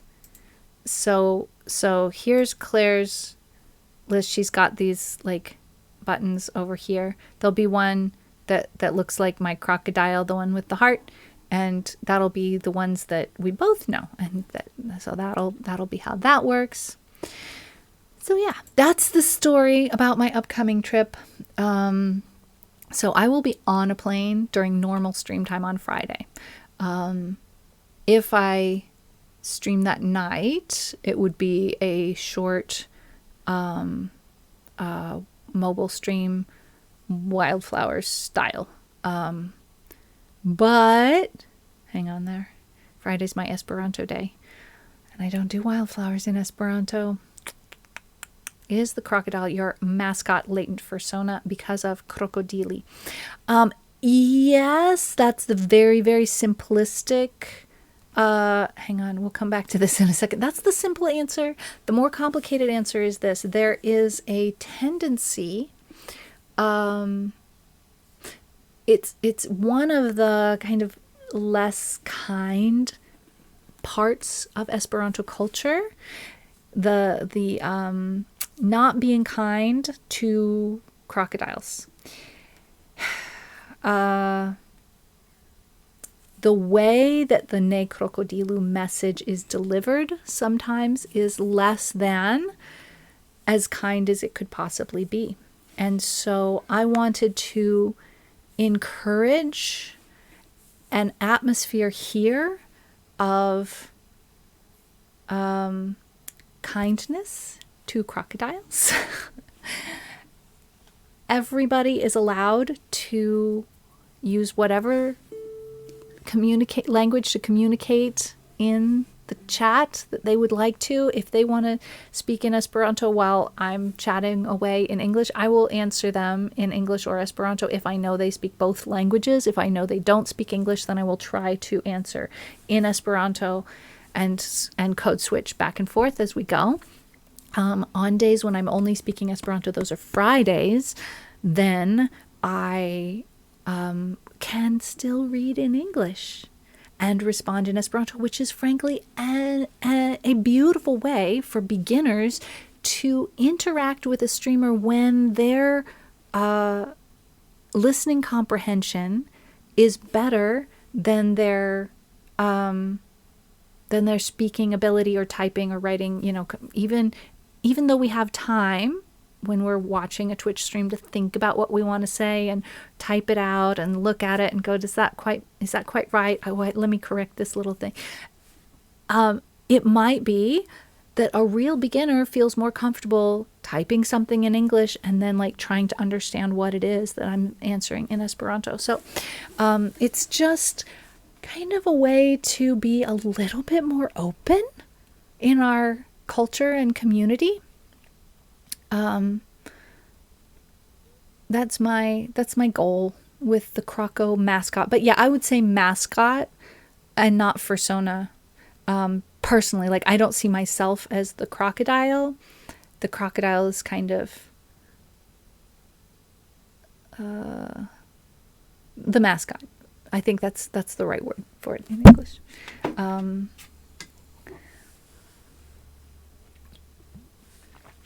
I guess it's fair enough to say that since it's the mascot and the stream is mine, that I take on certain elements of that. But crocodiles in Esperanto culture are beginners who use their native language more than non-beginners like, basically. Yeah, mascota means pet in Spanish. True. Yeah. Yeah, so here I go back to the Just Browsering tab because I wanted to chat with you guys about this. There are a bunch of C chords in this. And frankly, every single one of them I look at and I'm like, none of these help. None of these help whatsoever. So I'm going to try and see if I can't find another version of these tabs.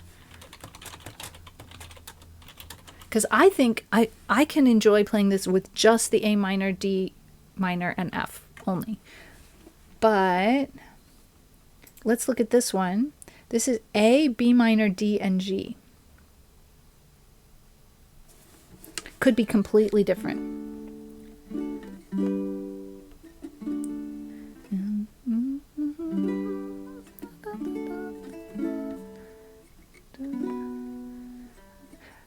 So this is the non-minor version. You are my sunshine, my only sunshine. You make me happy when skies are gray. You'll never know, dear, how much I love you. Please don't take my sunshine away. Which to me is kind of like, there's something neat about that. It's a very bright song, and then the words are just like super intense and sad. So it's kind of like a little bit of debating there in the way the song is presented. But let's think about this. If we transpose this down 2, we get the A minor, C, F, and G. But it starts with a C, and the F is the outlier. Okay, that's interesting. I'm confused by that.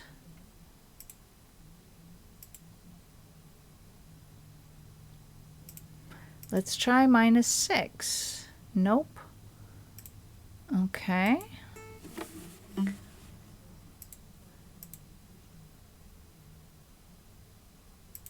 I'm still very confused. B flat, C, D minor, and F. This one starts on the F.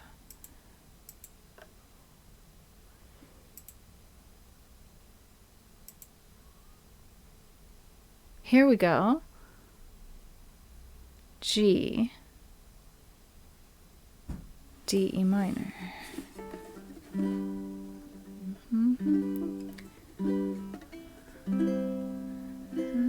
when the skies are gray.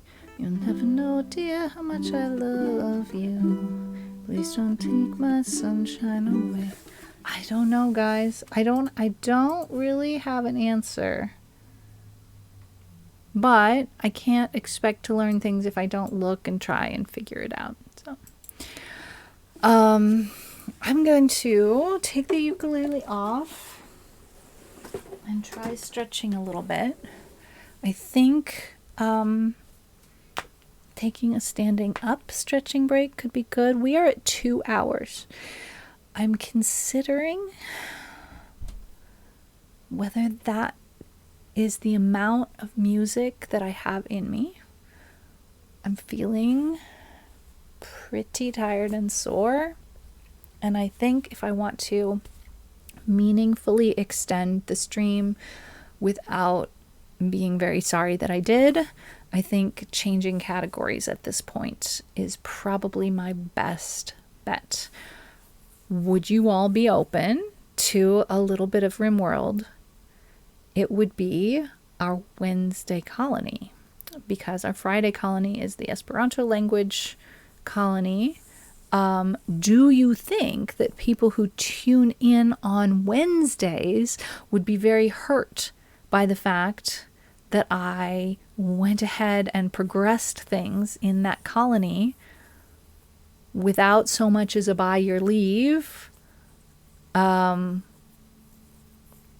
mean, there's always a VOD, but I know people have busy lives, and it's very difficult for me to find time to watch a VOD, honestly. Constellazio says yes. Corraco says yes. You also need to think about your energy for later in the day after stream. You're so cute, Corraco, as if I would have energy to do more than one thing in a day. That's fun. That's fun. I like that idea. That's a very positive thought. I appreciate that positive thought. Can always hit the VOD, says Constellazio. I mean, I hate taking that for granted because, you know, it's hard to find time and energy for extra things. It's basically, I feel like I'm asking something extra of people who want to stay caught up. But taking care of myself is something I have to do. So the way I'm going to do that right now is I'm going to take a break.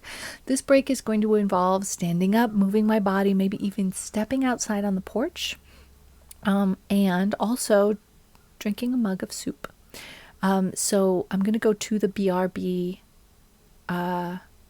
screen. Is that the word I want? I think it's the word I want. And I don't think it would make a lot of sense for me to run an ad. I think I'll just skip that. At some point, I do intend to go back to doing that when I'm on break, when I take a short break, because that's when it makes logical sense to do that. But I kind of wish that there were a way for me to find out whether Twitch is still running ads for that that wizard game or not. Like, I know that I've seen those ads on Twitch, but not recently, which makes me wonder, have they moved on from doing that? I guess I have a couple of questions. Have you all ever seen an ad for that wizard game on my stream? And And also, have you seen an ad for that game recently on Twitch? Because it's possible you got a Red Bull on your way in. Oh, nice. I had a period of time where I was a big fan of Red Bulls, especially the sugar-free ones, for some reason. Oh, a Red Bull ad. Okay. I thought you brought a Red Bull with you when you came to stream. All right. So yeah, I'm just trying to collect some data. As they say, just collecting data, as they say. If you all know what show that's a quote from, We Are Friends. Sorry, it's just the rule. Nothing you can do about it. Haha. I'm gonna go take a bit of a break. It's gonna be more than a 3-minute break. I'm not gonna push the ad button. I'm gonna drink a cup of soup. I'm gonna move my body. I'm gonna come back. We're gonna play some RimWorld. I'm changing my category to RimWorld right now. RimWorld done. Okay. That's good. That's good. All right. Heading off. Be back soon. Good time to stretch your muscles, move your bones, get a snack. A new form of hydration. If you've used up your old form of hydration, do all those lovely things you need to. Maybe put the laundry in the dryer if you haven't done that yet. It's always a good thing too. All right, see you in a little bit. Love, guys.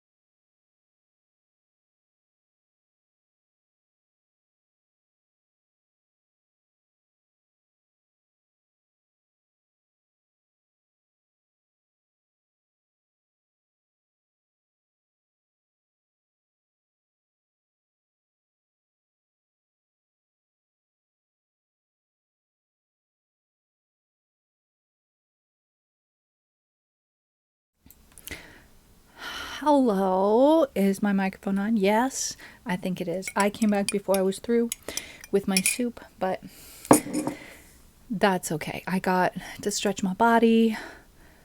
I didn't stretch. I moved my body. I got to move my body. I went outside. It's a beautiful time of day, and here's some really weird things that are going on. The daffodils are almost over. The wisteria are in full bloom. And also in the next neighborhood over that I could see like through the houses and trees, what's the other D word? Flowering tree. Dogwood. Also in full bloom. And the red buds are starting to pop. Oh, and the forsythia, full bloom. It's feeling very warm outside. It's a little strange that we started thinking about wanting to turn on our air conditioning in February. Is that normal? Roast beast. Flowers. I know. Well, I mean, forsythia, that's a thing. That's not new. But just seems a little on the early side. Some of these things seem a little on the early side to me. But I'm not an expert in the weather around here. I've only been here for a few years. We had near 50 degrees on Long Island today. Oh my gosh. Pythagoras, hello. How are you, my friend? Daffodils. Also, what the heck are you doing here, all you guys? How the heck are you here when I've been like away and not doing anything? And I was on BRB, which makes me assume that when I come back, there's going to be nobody here. And here you are. You're lovely. Thank you for being here, lovely people. Thank you for being lovely. All right, we are in the RimWorld category. Yes. Been here for the past hour. So no, you. No, you.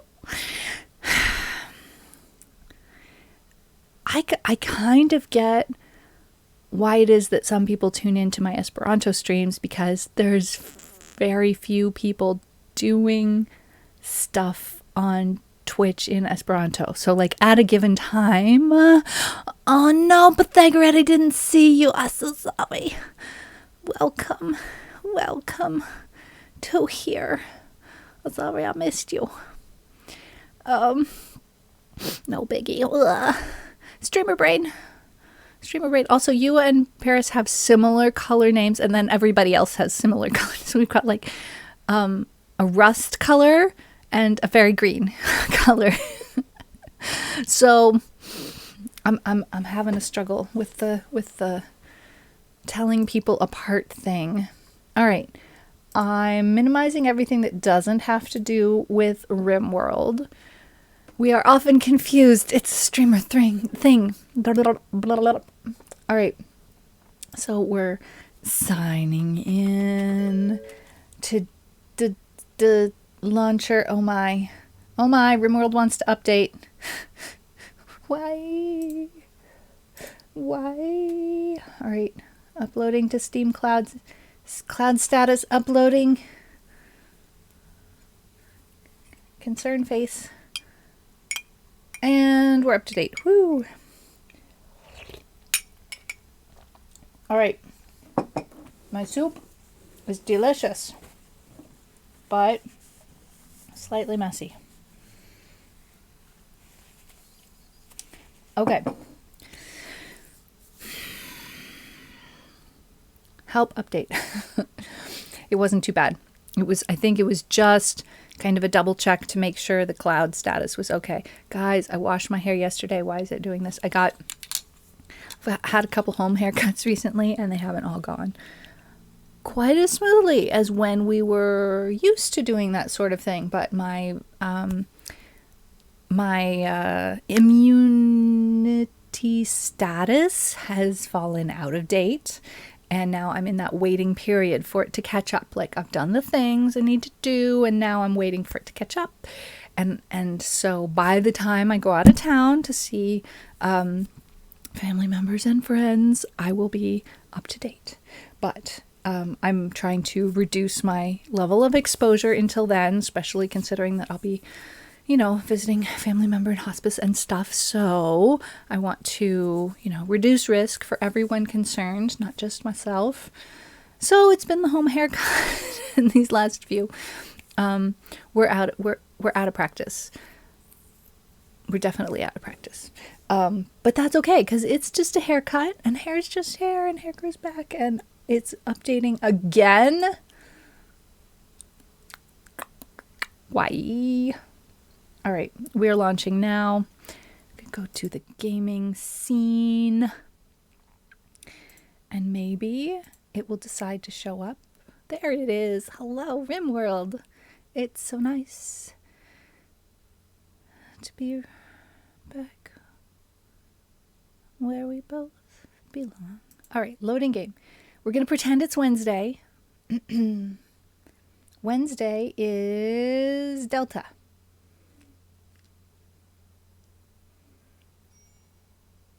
Yes. All right, this is our Wednesday group. We have a lot of colonists named after friendly folks in the chat. Happy Wednesday, says Pirates. Indeed. So we have a lot of colonists named after folks in chat.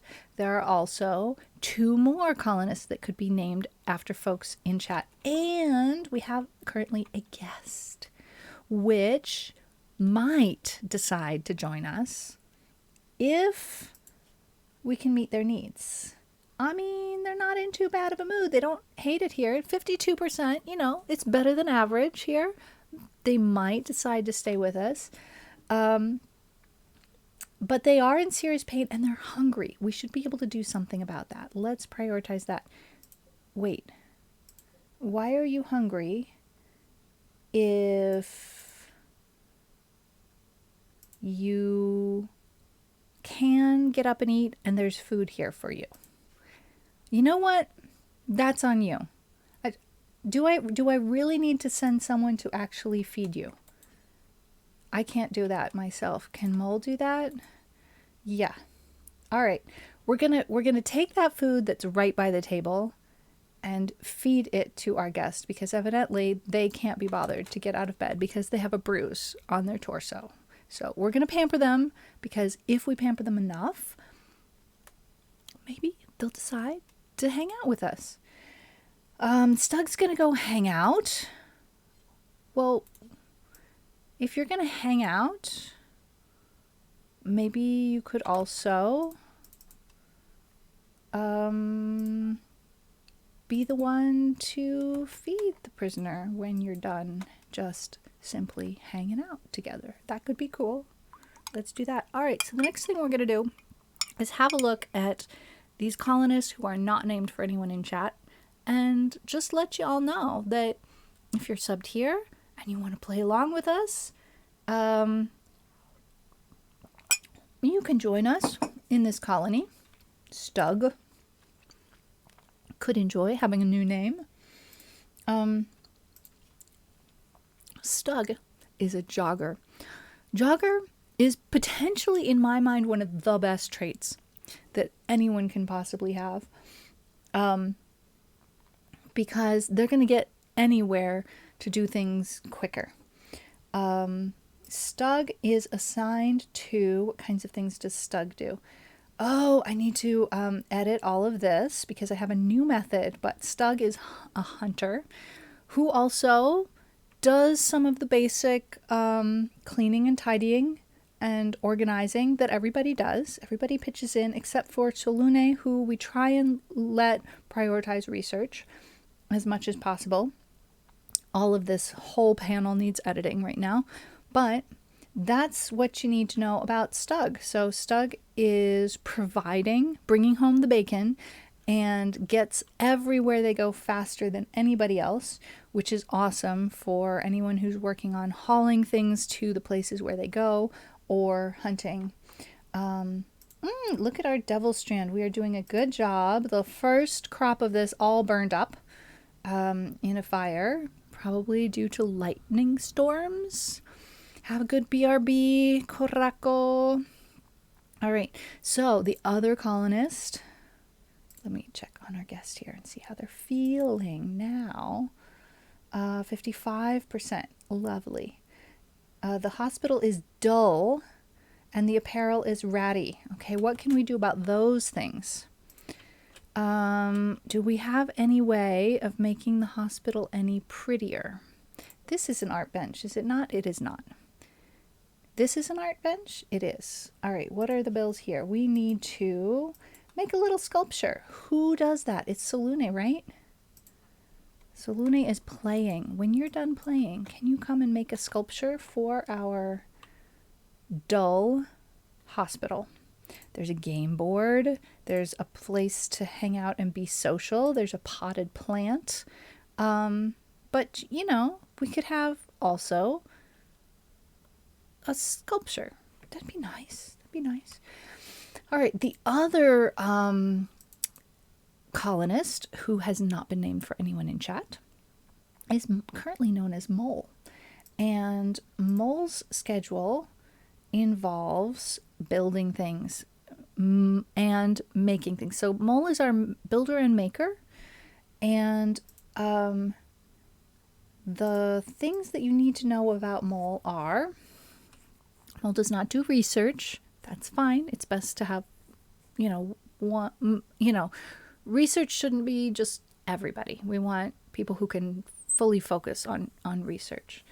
Mole also is great at shooting and great at mining. And it says here psychopath, but what I need you to understand about that is that in this game, specifically just to this game, that way, just to this game, that's on the other side of me from where the actual game is. I may have made my setup backwards. I'm just realizing that doesn't matter. What it means in the context of this game is that when bad things happen, which they do in this game, Mole is not going to become incapable of carrying out his normal duties because bad things have happened to the people around him. Now, if those bad things directly affect Mole, of course, that's going to make life more difficult for Mole. But when bad things happen to people around Mole, that does not directly affect Mole's capability to soldier on. That's what the upshot of psychopath in this game is. We can read what it says. Mole has no empathy. The suffering of others doesn't bother him at all. He doesn't mind if others are butchered, left unburied, imprisoned, or sold to slavery, unless it affects him. He also feels no mood boost from socializing. So he's not going to get lonely from not socializing, and he's not going to have a mental break because people around him are experiencing adverse things happening in their lives. Now, there are going to be bad things that happen to Mole directly, so it doesn't mean nothing puts Mole in a bad mood. Just means capable of soldiering on, I think, is the way I think about it in this game. So those are the two colonists who are available for adoption, and Mole has been installing tables and stools all around the map in places where we tend to do things. And they haven't all been built yet, but Mole has started to build picnic tables for people to eat at. And why I chose to put the stools on the ends of the picnic tables, it has to do with increasing the range of area in which people will see the picnic table and go, oh, I choose to walk the distance to the picnic table to eat my lunch that I packed, versus I'm going to stand here in the field and eat the lunch that I packed and then grumble about it for the next day and a half or however long that takes for that moodlet to go away. Because you have to be within, 36 tiles of a place to sit down and eat in order to go sit down, decide to go travel that distance to go sit down and eat there. And otherwise, then you're going to be grumpy about it for a period of time. All right, so this area here is our animal pen. This area here is our brewery, and our brewery needs some work. We have quite a lot of hops that are going to go bad sooner or later, and no wort. Hops need to be made into wort at this table to go into the fermenting barrel and then ferment. Who is it? I think it might be Irizano. Who does our beer making? Irizano and also me. I think it would make sense if I were to spend a little time working there, because I don't think I can give anybody food poisoning. Pyrus eats many meals standing in the kitchen, as do I. I ate the first half of this mug of soup standing on my porch outside. It was lovely.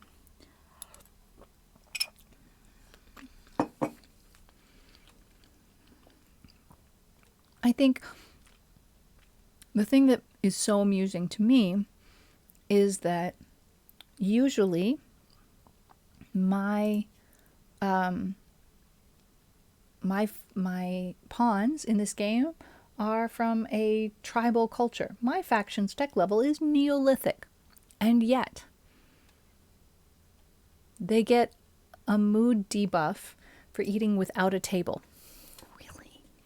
Really? I would think that part of being a Neolithic tribe would be that those table expectations could possibly be waived. Is that just me? Does anybody else think that way, or is it just me? I really don't know. So Lune is playing a board game, and after that is going to go make a small sculpture. Stug is moving the hay to the place where the hay is stored. Now, this is not a door. This is a cloth animal flap.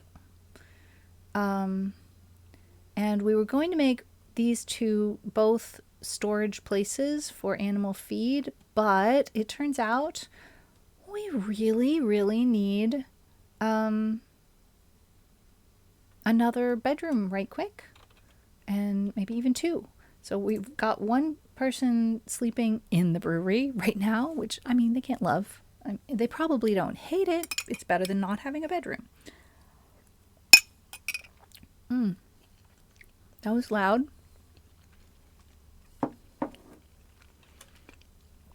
Okay, so this is something that we traded for and needs to be hauled. Well, could you go ahead and do that? Because it's deteriorating. Also, this stuff is deteriorating.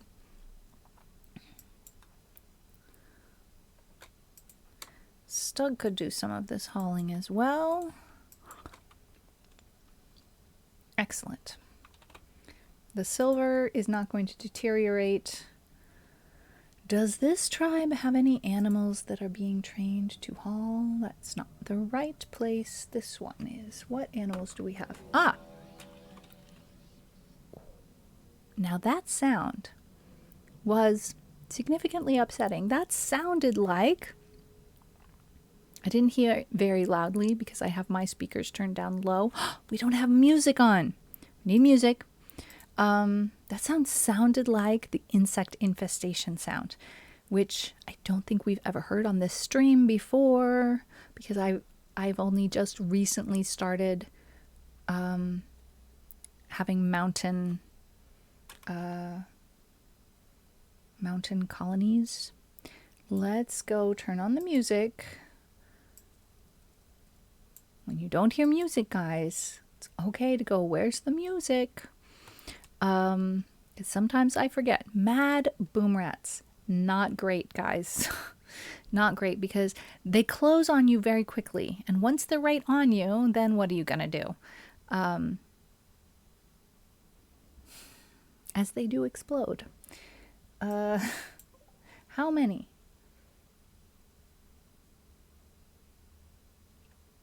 Is it really just one? Nope. How many? Just 2. All right. All right. Who's around? Am I the closest? I see. And what is my hunting? Oh, yeah. 14.5. I can do this. Why is Constellatio prioritizing hunting?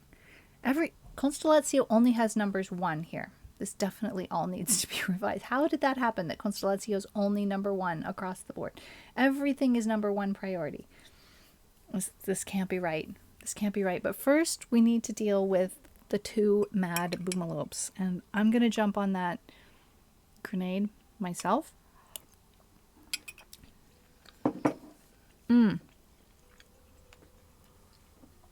My soup needs to go on my mug warmer. I've never tried this before. He's number 1. He's number 1. I agree. All right. So here I am trying to work on getting some stuff done in the brewery, but being rudely interrupted by these boom rats. Let's see, I've got a pila. They take a long time to throw. Oh, yikes. I hope that I am going to throw them very accurately.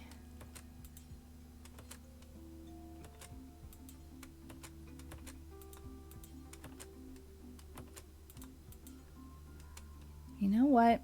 That boom rat's going to cross that fence. I'm going to go the opposite direction here. So that... Oh, Irizanyo, be careful.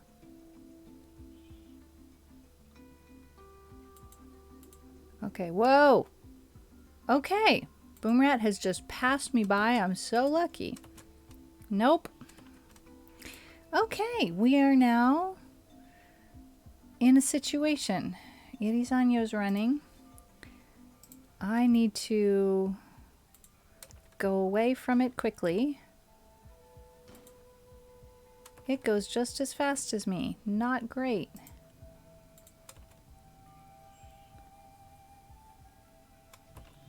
Oof. It's a very bad situation here. Okay. That was as good as it could be. But we need to remember there's another one somewhere. I'm injured. How injured? Death in 20 hours. I mean, I'll be fine. It's just a scratch. Where's the other boom rat? Ah, I forgot. I have certain areas where there are traps. How handy. All right, this one is going to explode at some point. We need to stay away from it until that happens. I mean, I could send Irizanyo in there to shoot it from a distance, put it out of its misery, and me beating fire out, that's fine. And maybe taking a rest, getting somebody to put some band-aids on. Can't I go rest? Why can't I go rest? We'll figure that out in a moment. Irizanyo, are you close enough? No. Fire at Boomrat.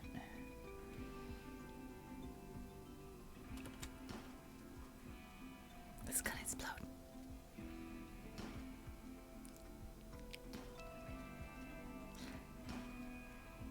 Eventually.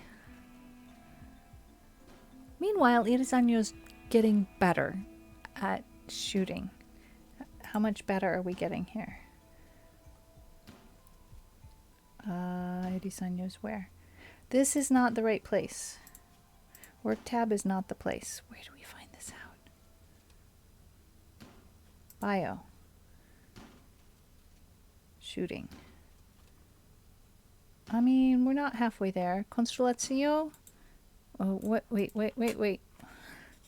Hunting the boom rat. Oh, but you want to go so close to it? Really? I think that's okay, I guess. It shouldn't, that blast radius shouldn't be that. All right, we'll let you both get some practice in. I don't know why this is taking so long. Meanwhile, back on the ranch, Alex is playing poker and still gradually bleeding out. Death in 19 hours. I mean, eventually I'll choose to go to bed and somebody can put some band-aids on me. Who is good at that sort of thing? Band-aids? Anybody good at band-aids? Constellazio's pretty good at band-aids. Irizanyo's not bad at band-aids. Stug's not bad. All right. For some reason, going to bed and resting is not a thing. All right. Somebody made a sculpture. That would be Salune. Where did the sculpture go? Here? Nope, that's a dining chair. That's also a chair. Strange. We've made a sculpture and we've already lost it. Really? I mean, I don't get it. Where could it have gone? Is this as much of a mystery to any of you as it is to me? Also, I'm continuing to feel a little bit flummoxed by the fact that I apparently have set up my camera in the wrong place. Or, you know, given the location of the camera, the location of the video that camera's creating, the location that I've placed that in OBS compared to the location of the screen that the game is on, it's all wrong. Because here I am looking at you all, and there I am looking at the game, which is backwards. That doesn't make sense. Although, you guys are over. I only see stream chat on my left because I'm looking at it in OBS. Otherwise, it is on the right. That means I need to move this. Okay, I'm going to try it both ways. Maybe you guys can... Pyrus, I'm interested in you telling us about Valheim. This isn't a game that you've streamed, right? This is a game that you enjoy off stream. Stretching. Have a good stretch, and when you come back, if you'd be interested in telling us a little bit about Valheim, because it seems like a cool game that I know absolutely nothing about. So if I move this, maybe you guys could tell me, is that worse or better? If I put this camera over here and I look at you guys this way and I look at my game this way, I know you all are seeing chat as farther over this way than the whole game, right? Even those of you in... Maybe even those of you in mod view? So that part of it... I mean, I have two things to make work here. Looking at the game, like, it looks like... When I'm actually looking at the game, it looks like I'm looking at the game. Now, when I look at the chat, now it's kind of more like I'm looking at the camera. It doesn't look like I'm looking at where the chat is on your screen. There's kind of three different factors, and we can't make them all work together necessarily. The bigger question is whether you're covering up something that you want us to be able to see in the game. Does anything happen in that space? It's a good question. The list of stuff here could theoretically be stretched out to be longer and go down into that space. And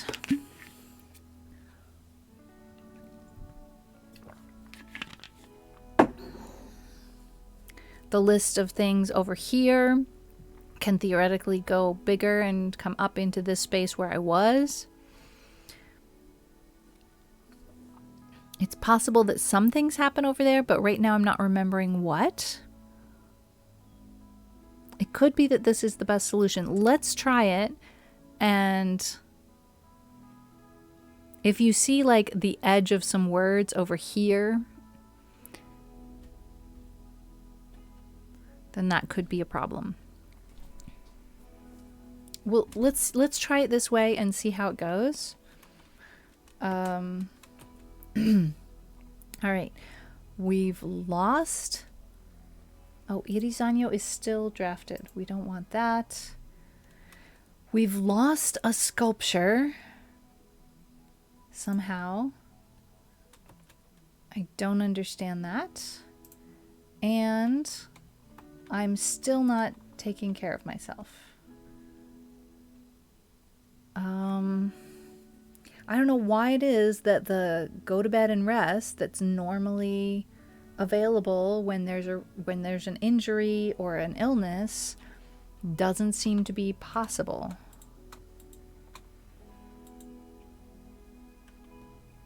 Right-clicking on bed does nothing, which feels odd. Maybe I'm not sick enough. So Luna and I are sitting down and eating together. That's really cool. This is not where we normally would eat, but it was the closest place to sit down and eat when we got hungry. So that's very convenient. Now I'm going to rest. All right. In which case, Constellatio is going to hunt the gazelle, and at such time, actually, I'm gonna draft Constellatio and ask him to come back. Because by the time he gets back, I'm going to have gotten to the bed, and then we can do the whole band-aid thing. I'm not sure. I think my room is this farthest one over here. Does Constellatio have band-aids? Nope, no band-aids. What can we do about that? We've got good medicine. We're going to just tend without medicine because we can stop the bleeding without medicine.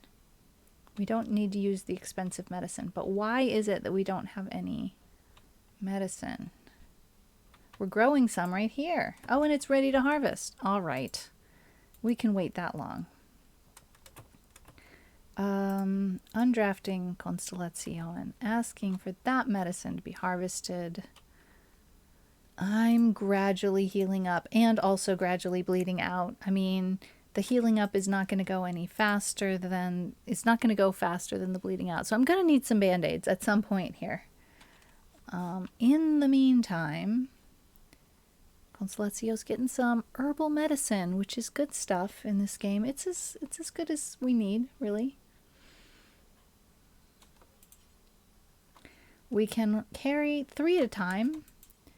So Constellatio can pick up those 2. Oops, I did it wrong. Pick up those 2 and pick up that one. And the muffalo is apparently eating the medicine? I don't know. All right, and then after you've picked up the medicine, then I could use some band-aids, please. Thank you, please and thank you. All right, stretching my back just a little bit.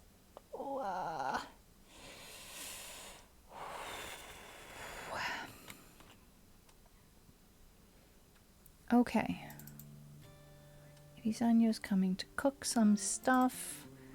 Mole is going to go enjoy a lovely board game. Stug is continuing to put things where they go, which, you know, is one of the best things for Stug to be doing because he's so darn fast. Stug's our jogger. Sorry that this is scrolling, but I'm trying to make the light a little bit more reasonable. That's a little too low. This is the reasonable level. The reasonable level of light changes as the light from the window changes over the course of the evening. This is where we're growing the hops. A lot of it is ready to harvest, but we just don't have enough people to get it all done right now. All right, here it is. There's our sculpture. Excellent. We're going to install that sculpture right here. And Mole could do that as soon as he's done with his board game. That will help the hospital be less awful. I thought it was just dull. It's not just dull. It's straight up awful. That's not going to convince anyone to decide to live here.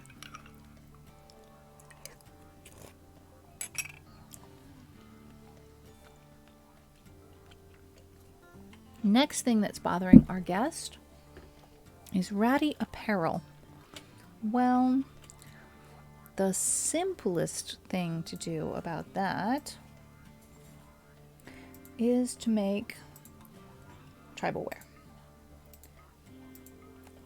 That's going to be the quickest solution. And it looks like Salune might be the one, but I don't think it's just Salune that does that. Mole does that. And Stug does that. Let's see. Mole is still up and at 'em. Let's have Mole do that.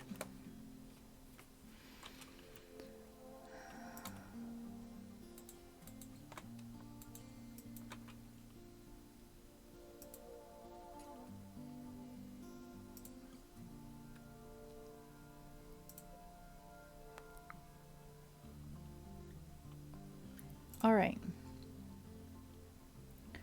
Looking at the wildlife here, we'd like to tame a few muffalo and an alpaca. Hunting a couple of gazelle. I think we can put a pause on that for now. We have plenty in the storeroom. Mole is going to use some of the cloth that we have. Nope, going to use muffalo wool. Is that muffalo wool? Yes, muffalo wool. Making tribal wear from muffalo wool. It, you know, breathes and is warm. It's an excellent choice. All right, the counselor is fully healed and might decide to leave. Yep, has decided to leave. All right, well, so much for that. We did not convince them to stay. Our choices now are just... Actually, if we just let them go, our relations with their faction will improve, and that'll be a good thing. As much as we need more people, I don't think we need more people enough to go through the process of kidnapping this space counselor and getting them to agree, and then gradually getting their faction not to be so terribly mad at us anymore. It's just all a little bit much. So when they leave the map, their faction will receive word somehow, through the magic of whatever the game mechanics are, that they left successfully and are, you know, healed up, moving very slowly. Is that normal? Ravenously hungry. I mean, you had food. Why? You're like, you really don't like us so much you don't even want to eat our food? At least you were comfortable. Even if we didn't manage to make you new clothes in time. I don't know why you didn't choose to eat our food more often. Like, if you had eaten, like, we should have been more proactive about the feeding them thing. I just assumed as long as they're not unable to walk, if I just put food in their room, they'll feed themselves. But evidently, not everybody does that. And I can understand. Like, that's a thing. That's a thing. Now that they are on their way out, the next thing I'll do is I'll turn that room that was the guest room / hospital into a hospital for prisoners, because that is the most likely next use for that room unless we temporarily turn it into a bedroom for someone, since we are short on bedrooms. Actually, that makes more sense. We'll do that. Laufer is leaving, and relations with Isitos have changed from 16 to 32. Heck! Because their faction member left the map healthy. Cool. Cool. We don't have real detailed relationships with anybody yet, so anything helps. I am kind of excited about this, you guys. I have not only kind of pinky purple hair here, I also have a hot pink veil, and it kind of makes me look like I have big pink hair and a big pink beard. That's hilarious. But it's a veil. It's a war veil, which is made of devil strand and makes me three less beautiful. I'm 3 less beautiful. I don't know what that means exactly. But I have plus 5% to my pain shock threshold. So that's excellent. Less collapsing from pain and shock. I dig it. So, Constellazio and Alex are harvesting the rice crop. We have a little lone turkey egg sitting out here. Why don't we make a place for turkeys to put their eggs? Where would that be? Let's put it near the main part of the base. Oh, there is one. Boop. All right. Obviously, that's not enough of them. We need some more. Let's put another one near the caravan hitching spot. No, we'll put it near the hoopstone ring. Not quite there exactly, but you know, like down here maybe.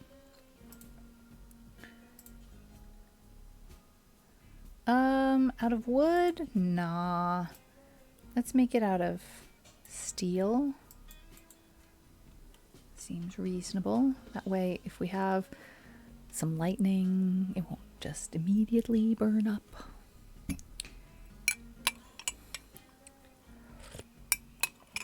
My soup is tasty.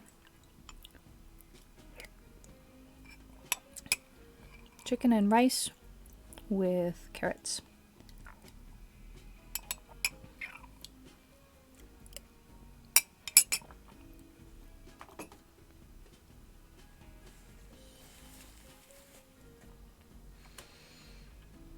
All right, nobody's such a bad hoopstone player that if they're standing where Salune is standing, they'll break eggs that are in this egg box. That's just not going to happen. And if they're standing by the egg box to play, they'll be throwing in the opposite direction. So it's all good. Now let's look at this situation here. We can deconstruct that. And we can move these to places where they will be useful in making our area prettier. Put that where? I mean, here. Good. And we want one of those here. That's good. All right.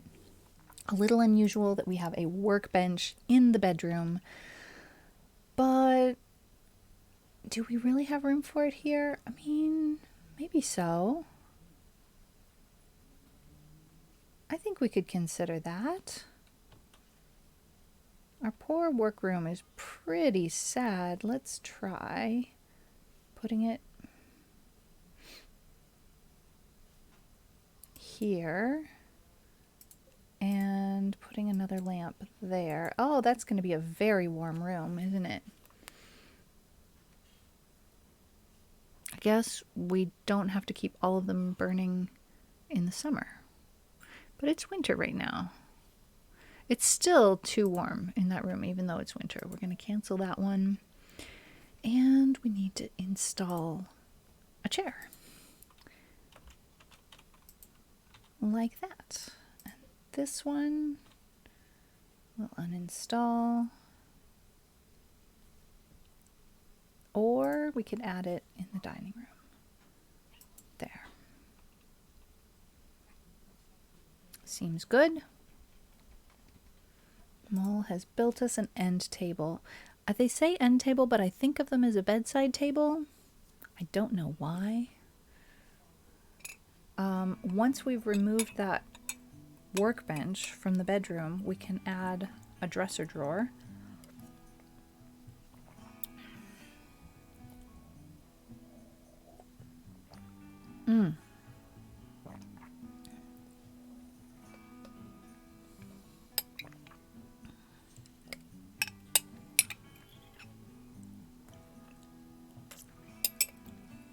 I really do like chicken soup with brown rice.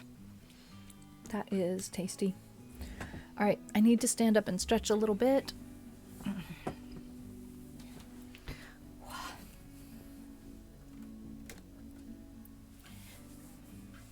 Moving my legs just a bit.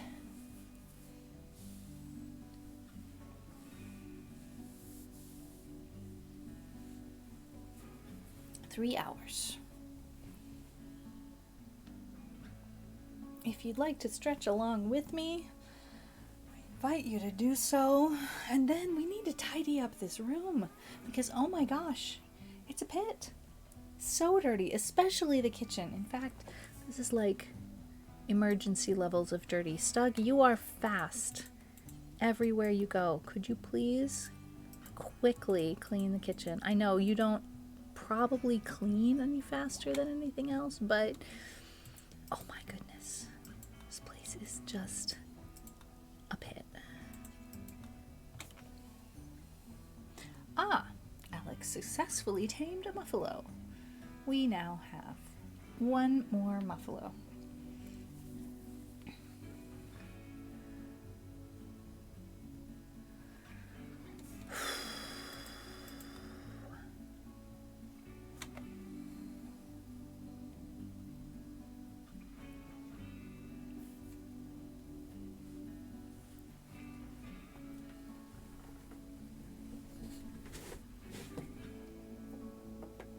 I'm going to open my window a little bit more as the RimWorld make the computer hot, make the room hot. That's a thing. That happens.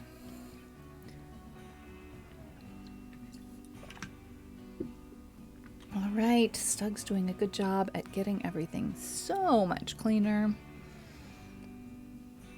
which will make Irisanyo have nearly no chance of making us sick when she cooks food because she is level 8 at cooking, and level 8 chefs just don't tend to give people food poisoning. Now, if the kitchen is filthy, I mean, never, Constellatio. That is never going to happen.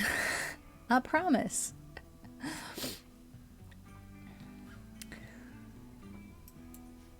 No fear. All right. Here's the weird thing. There's something wrong with the stockpile. That's what it is. We're not supposed to have rotten stuff there. We are not, so we're going to practice hauling those away. Stug's the one to do it because he's fast like that. So amazingly fast. I love it. All right. What other things could be hauled or cleaned? Let's maybe clean up in the storeroom a little bit. Yeah, very dirty.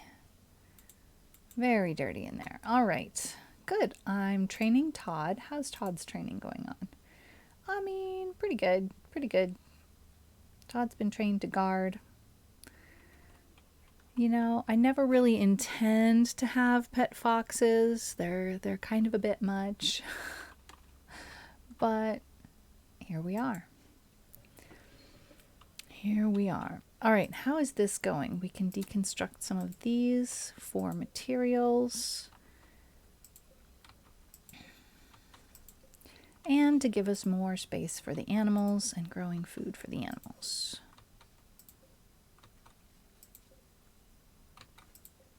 Oh, all of that's been repaired. Excellent. And that marble urn, where should that go? Who needs their room prettied up? We've got nothing pretty over here. Put that there.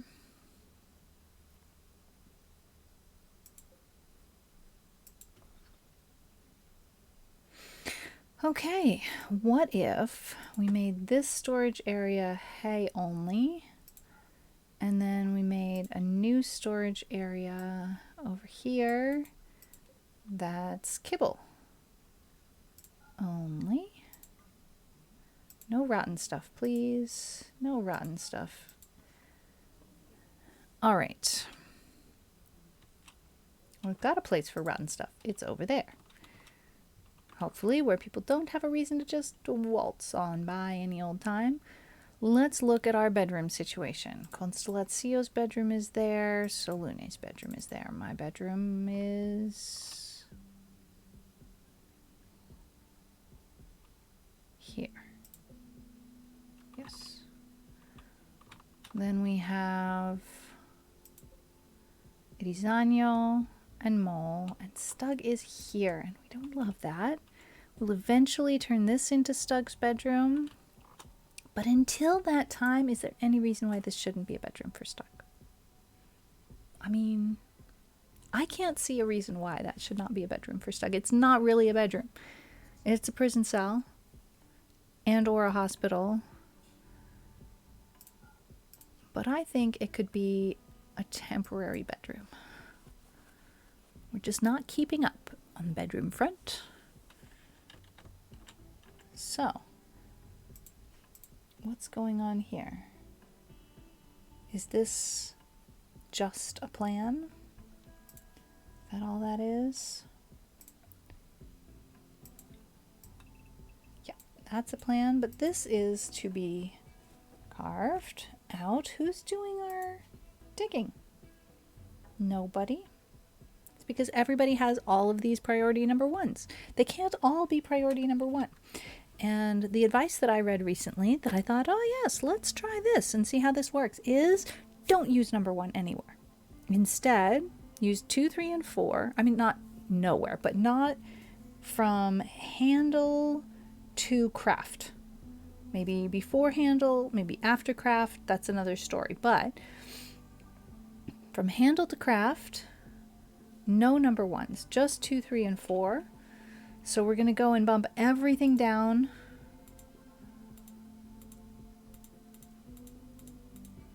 which will bump some things all the way off the priority list, and that's okay.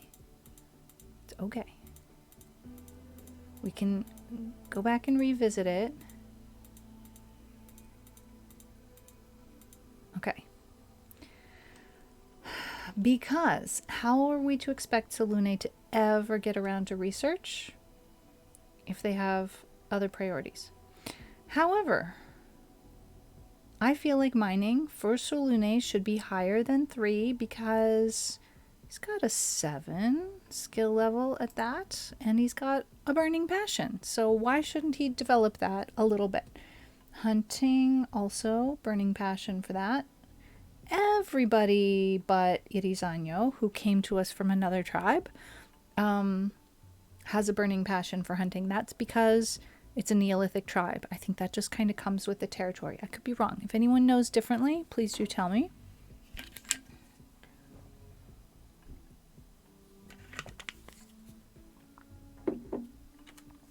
Okay.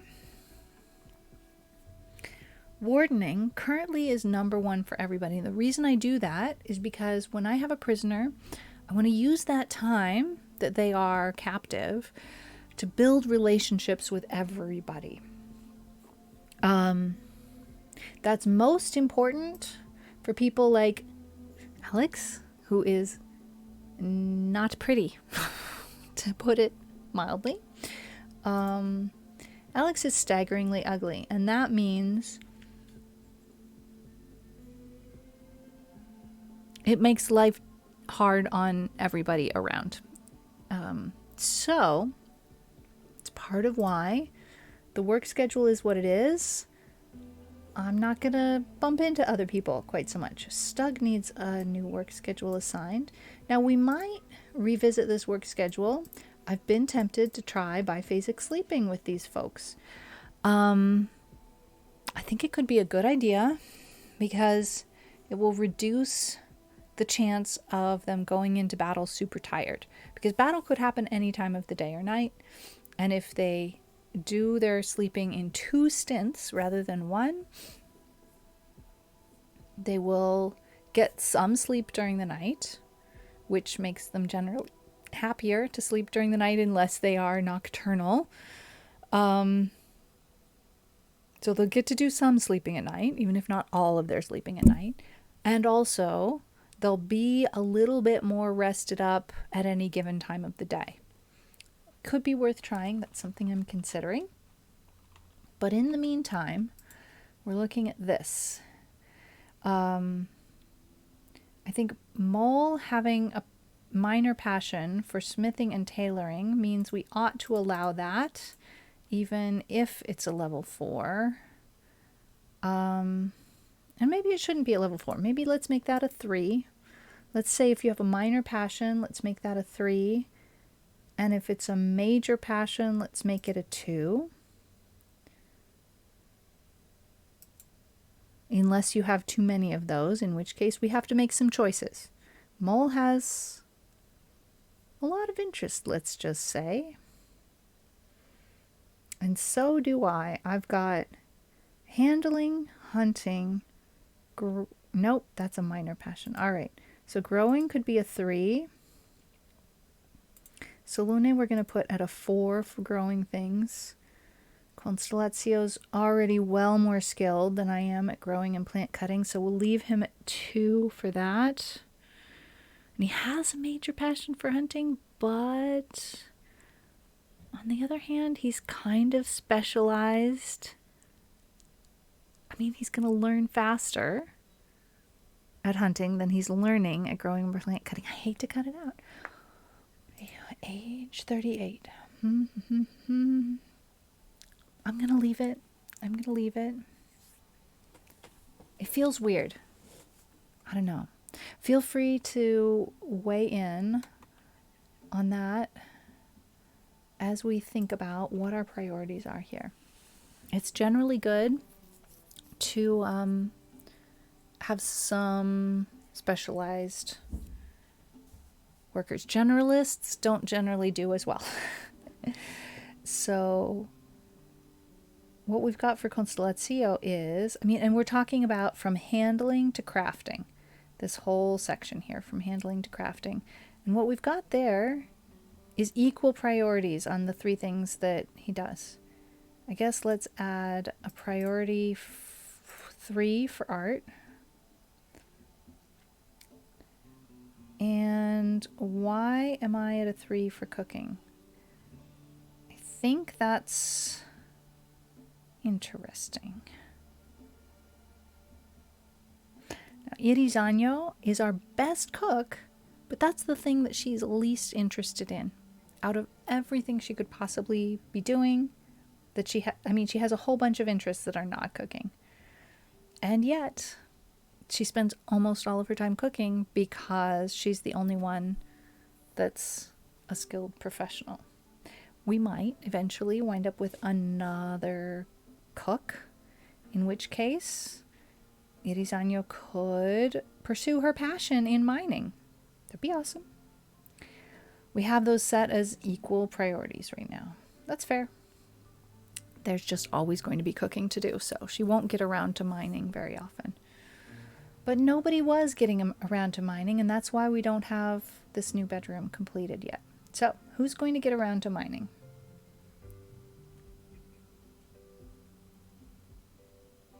one way, the person who was suggesting this, don't use ones in general, was suggesting that so that when you need to get something done real quick, you could just go ahead and go, everybody mine. All of these people are passionate about mining. So why not? Let's do that. We'll just get that done a little bit quicker. This is going to be a large room. How do we plan this out?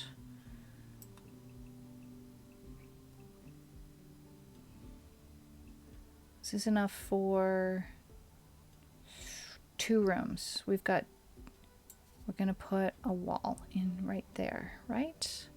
Let's try this. 4 by 6. Oh, it'll be 4 by 7. Humongous. All right.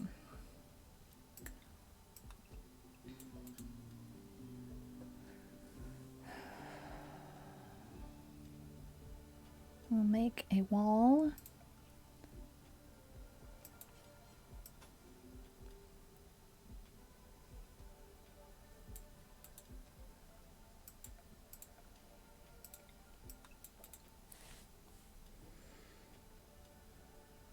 Actually, we don't want to bother cutting that because we can just make a wall. All right, so this needs, if this is going to be 2 rooms, this needs a door. Let's see. Wooden door here, and we'll turn that into a wooden door.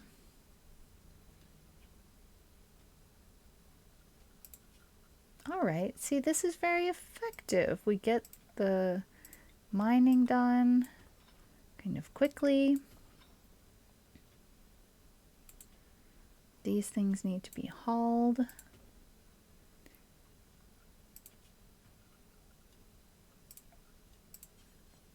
We'll build that wall out. But we won't complete the wall till we've finished this door here. Otherwise, Irisanya's going to get stuck and will not appreciate it very much. I mean, I think she would dig her way out by working on that wall. Unless she's set to never work on construction, in which case, that would be a problem. We'll make sure not to do that.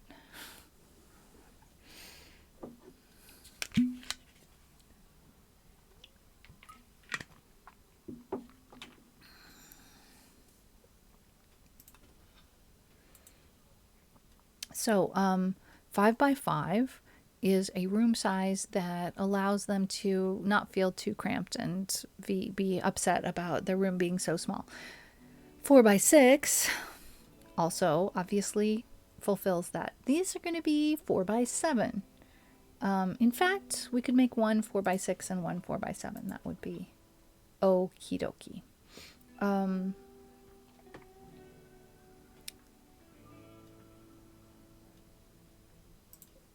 Haul that away.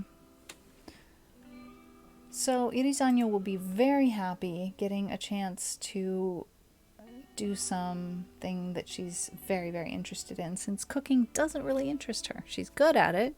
She's great at it, as a matter of fact, but it doesn't really make her all that happy. So I don't have to feel guilty about hauling people away from their normal tasks to quick get this built out, because it's good. It's good. Let's smooth those walls.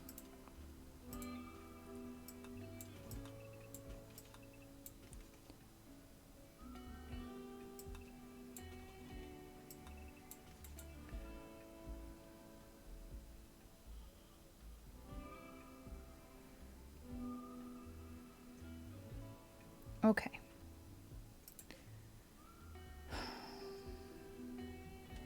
Let's have a look at our quests.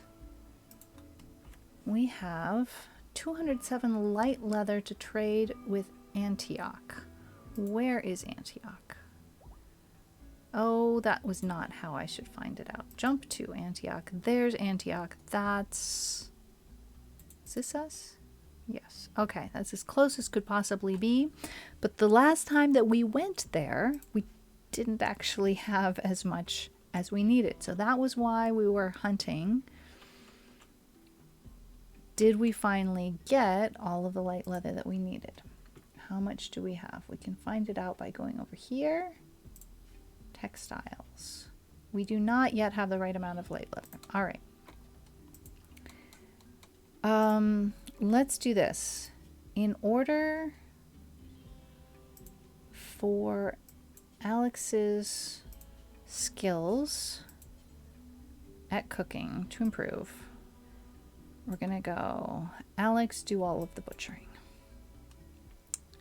And does my work priority allow for that? It's a 3.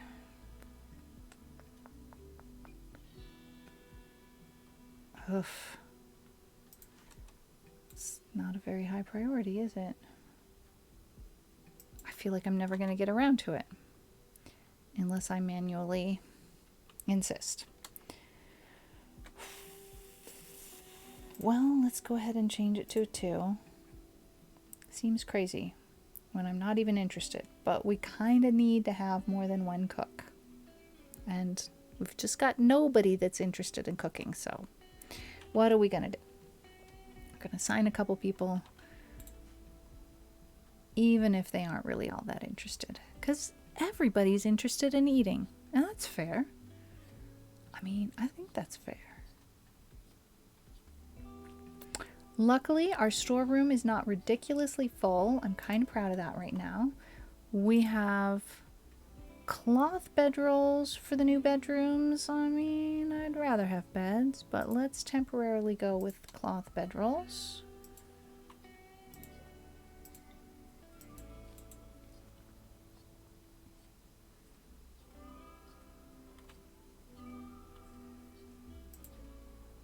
Was this going to be installed? Let's put it here. All right.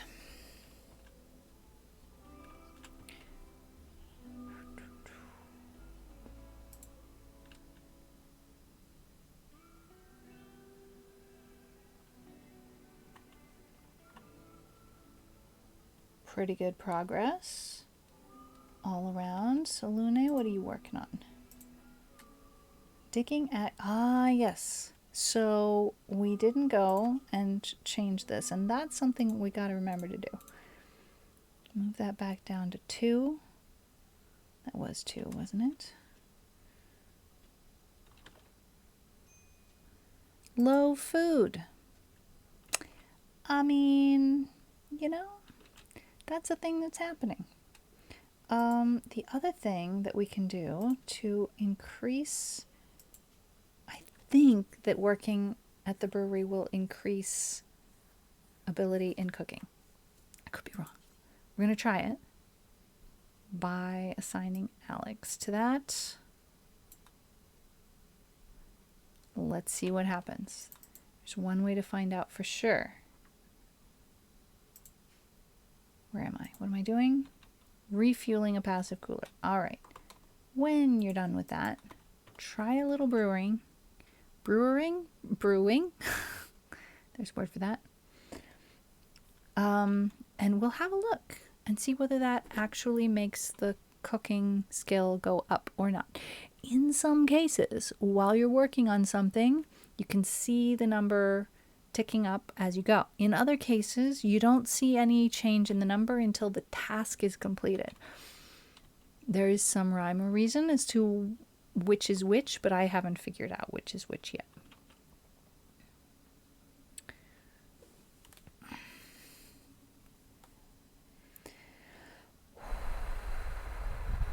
I'm definitely not feeling either physically comfortable or energized enough to have a really long stream today. So we're probably going to be finishing up within a half an hour or so. Let's look here at the bio and look at cooking. We don't see the cooking meter moving at all, but it says 34:58, and we're just going to wait and see when that task is finished. Does that number jump? because if not, then I don't need to be locked in as the only one. 3518. All right. So that means it's reasonable for me to be assigned to that task in order for there to be more than one cook. It's important to find ways to increase your skill at cooking without killing anybody with food poisoning, or, I mean, it's very rare that anybody's going to die of food poisoning. It doesn't, it's like one of those straws that broke the camel's back things. If somebody dies of food poisoning, there's probably some other things going on that were adverse as well. But it slows people down. It makes a big mess everywhere. We just don't love it. So, finding ways to increase my skill at cooking without risk to others. For example, doing the butchering over here and doing the beer making over here. I'm not sure, but I think they are relatively safe. In fact, I'm pretty sure about the butchering. But the brewing, I haven't heard of anybody getting food poisoning from beer in this game. In fact, I haven't heard of anybody getting food poisoning from beer in real life either. It's generally was considered safer than water at the time that water was not yet really safe to drink on a daily basis. Not the sort of thing that one would do. We can fill that barrel up when we get a chance, and then look at the schedule. How are we going to turn this into a biphasic sleep schedule and still make sure that nobody has to look at Alex if they don't want to? That's something I'm not really sure about. That might be something to do on another day. All right, we've done all of the butchering we can until we do some more hunting.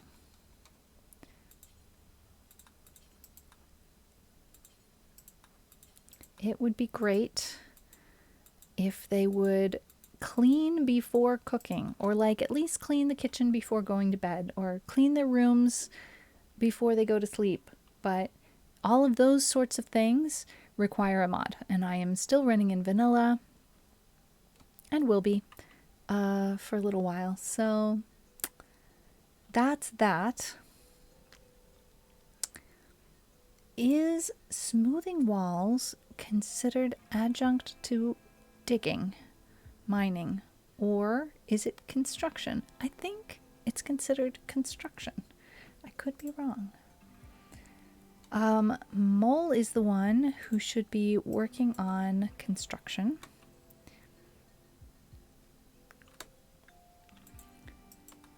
So we're going to get a little bit of that going on.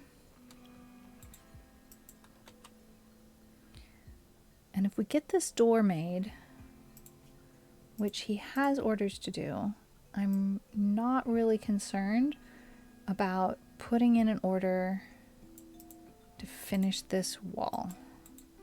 I don't think anybody's going to get stuck in there. If I do it in that order, it should be okay.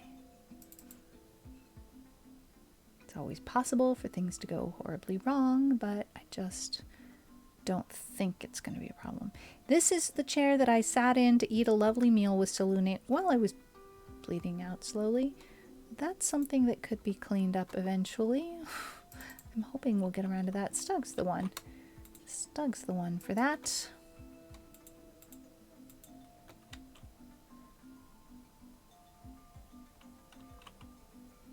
All right.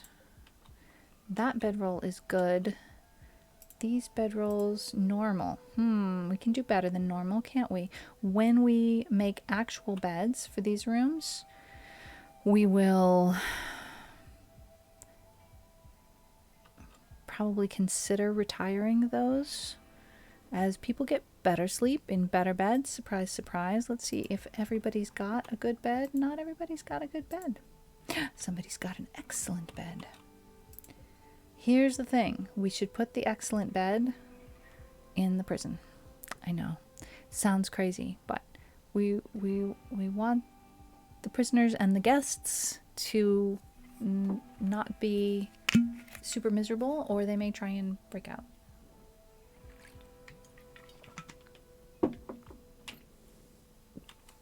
So we're going to uninstall this. And I think we'll go ahead and just leave it down for now.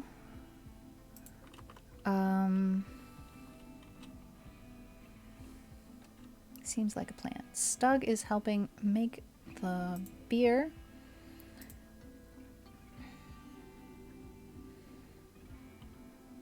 And we'll have another big batch to work on as soon as we get around to bringing all of this in. We currently only have one animal who's capable of doing any hauling whatsoever, if I'm not mistaken. Or none.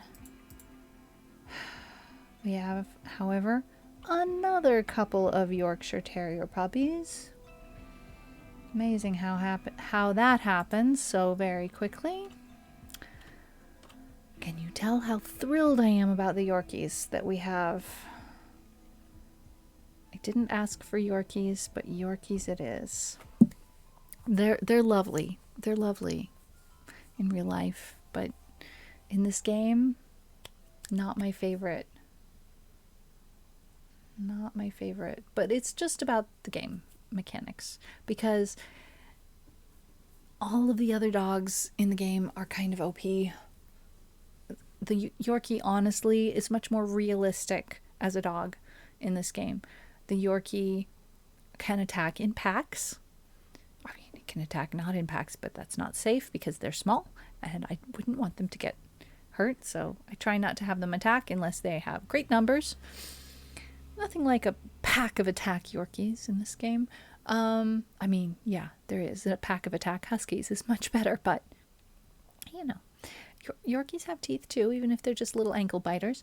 And they are amazing at nuzzling. Nuzzling is so cool. Nuzzling gives you the greatest mood lift. It's fat-free, sugar-free, guilt-free. Just, it's lovely. That's the superpower of the Yorkies, the nuzzle. And that's reasonable. Those skills are reasonable for dogs. Huskies and Labrador Retrievers in this game can not only do all of those things, they can also rescue pawns that have fallen and take them to bed. Like, just somehow pick them up and carry them to bed. Now, I've seen some largish Labrador Retrievers in my life. But picking up a person and taking them and putting them in bed just doesn't feel super realistic. I'm so grateful that the game mechanic allows for it. It's wonderful, but, you know, a little OP. I'm not complaining. I'm just commenting. And the other thing that they can do is haul things places. Now, we know Labrador Retrievers love picking things up and bringing them to you. But when I say haul things places, I mean you set up a storage rule. This area here is to have hops. And that dog will go out here in the field and take some hops and bring it right here to this storage area. How are you going to train the dog to do that? That's amazing. I think the amount of time spent training a dog to haul things is not nearly enough, considering how specific their hauling abilities are. Because the way dog training works is that every single incident is separate and new. You have to teach them to do the thing in all of the different conditions that they'll have to do the thing. And they don't generalize and go, oh, this task is the same thing as that. No, everything is different. So you would have to spend time training them on each particular place, to bring medicine to this stockpile, to bring food, meals to this stockpile. And then you don't, in the game, have to retrain the dog. If you change what it is that you want hauled to that place, the dog just understands without any extra. I think St. Bernards for rescuing, that would be the breed to do the rescuing. That would make sense. It's still a little exaggerated, as I think for a small child, a St. Bernard could bring them somewhere. A little kid could ride a St. Bernard if they were completely unconscious, then how's that going to work? I don't know. I'm not complaining. I'm so grateful the game mechanic allows for all of that. We do have a warg, however. It's not tame. Shall we do something about that? There's a warg in here. It's going to get hungry and try and eat my baby donkey or my turkey or... Oh, did you guys notice that Muffalo just grew from a baby to an adolescent, and it just went boop and got bigger. That was the cutest thing I've ever seen. Never noticed it. All right, the warg is significantly bigger than this 6-year-old goat, and the warg appears to be following the goat, which is making me nervous. When is the warg going to get hungry? We do not know. It's a 10-year-old warg. Do we have anyone who has the skill set? Me, 14. Yep. I could do it. A 40% chance. And there's 3 boomalopes. Yeah. Gonna leave those alone. They only have a 10% chance. But we have not yet researched electricity. It's gonna be soon-ish, but not today, certainly. So we are not going to try for these. However, I think it makes sense for me to try with the warg. Now, there's a 40% chance that warg will not appreciate my efforts. In which case, we're going to have a problem. So let's hope that doesn't happen. We might think about worst case scenarios and how to deal with that. Minor break risk, iris año. Not happy. That's unfortunate. Right arm is sore. This minor pain is just an always there. The break risk is just a lot higher for iris año. So basically if there's anything wrong at all, like she was hungry, then she's going to be at risk for a break. But she just ate some food and everything's okay now. Things are just okay if everything is perfect. That's how life is for iris año. I get it. I do. Let's see. We will order that to be mined. We have so much stuff we've already mined. That's pretty cool. We should go ahead and grab the rest of this here. And what's that? Sandstone. We don't need it. Steel. There's plenty for later. We don't need to dig it all now. I'm looking for compacted machinery.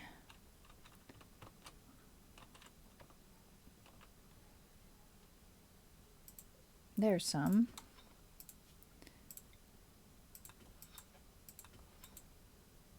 Is that? No, that is sandstone. All right. Tons of steel for later. We don't need any now. All right. So, at some point, I'm going to have slept up and be ready to try taming that dangerous animal. Preferably before it eats any of the puppies. We don't want them to be nibbled upon by the warg. So, Let's hope that does not happen.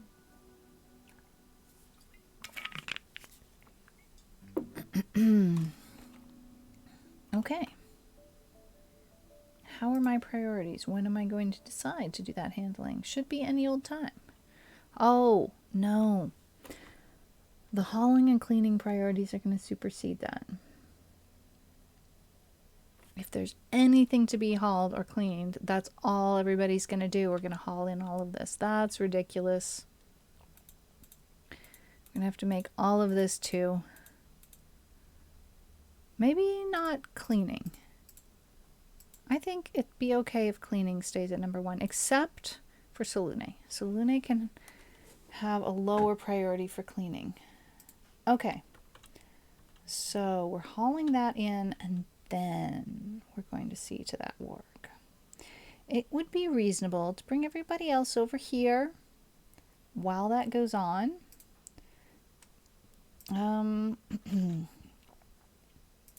Salune, you could come over here. Constellazio, you're going to have a beer. That's reasonable. Erizano's relaxing socially and having a beer. And what am I doing? I'm going to go eat a meal. And when I'm done with that, I'm betting I will take on that dangerous task. All right. Constellazio and Erizano are having a word about swimming. Yeah. Okay. Let's see. Oh, another beer? No, maybe not. Maybe not. Maybe just one is fine. I'm thinking just one. That's fine. You come over here. I'm cleaning. Chunks of a spacecraft have impacted nearby. Oh, right in the middle of the field. We don't love it. All right. So I've got some backup, but I'm avoiding the task at hand by doing some cleaning. Why is that? Ah, yes. Okay. Because it's priority number 1. All right. I've brought that priority down. Milking goat dough. I'm going to have to prioritize by hand instead. Taming the warg is what it is.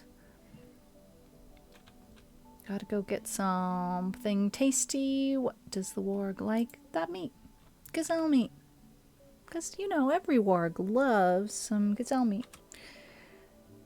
And it's going to go to sleep. Oh, I've missed my chance. Okay, everybody, you're free to go about your evening. Sorry that I wasted your time. We'll try again tomorrow.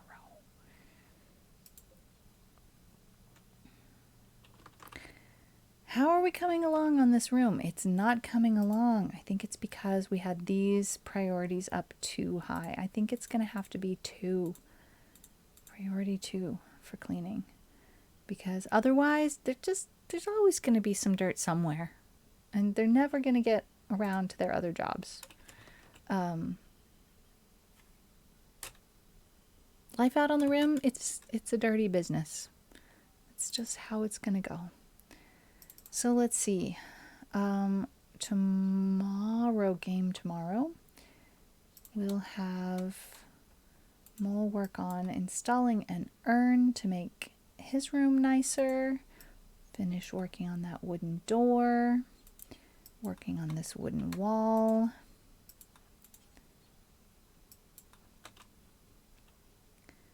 We'll see how it goes. Making a little bit of progress on these rooms. How can we cheer them up? They need light. They terribly, terribly need light. We'll put a lamp here and there. And what else do they need? An end table. We'll put it here because eventually we're going to put the bed next to where the bedroll is currently. A table. Put it we want to put the table here.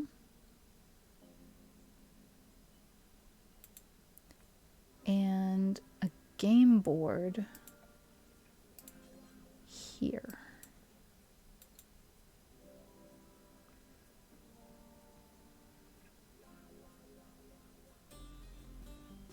Now that can't happen in this room the way the door is set up, but I could move the door.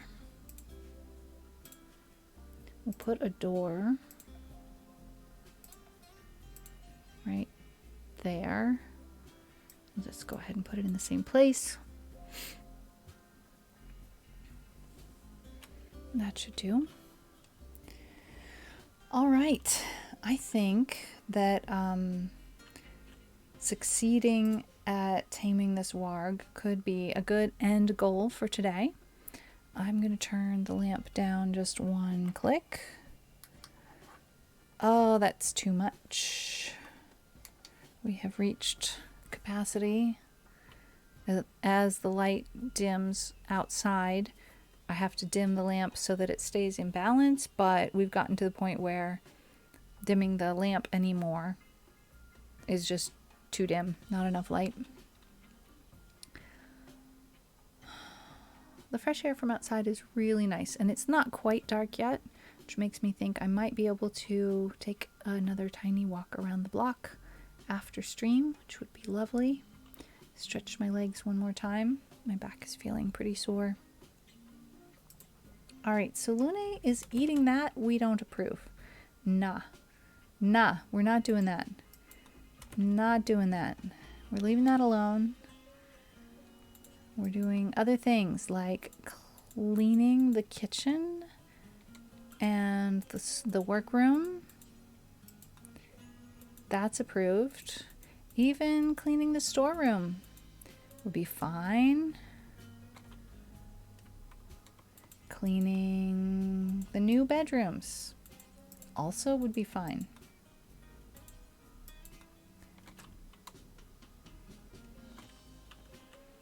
But eating the raw meat, not okay. We're going to wait for Erizano to wake up. And we're going to ask her to do some cooking as soon as she wakes up.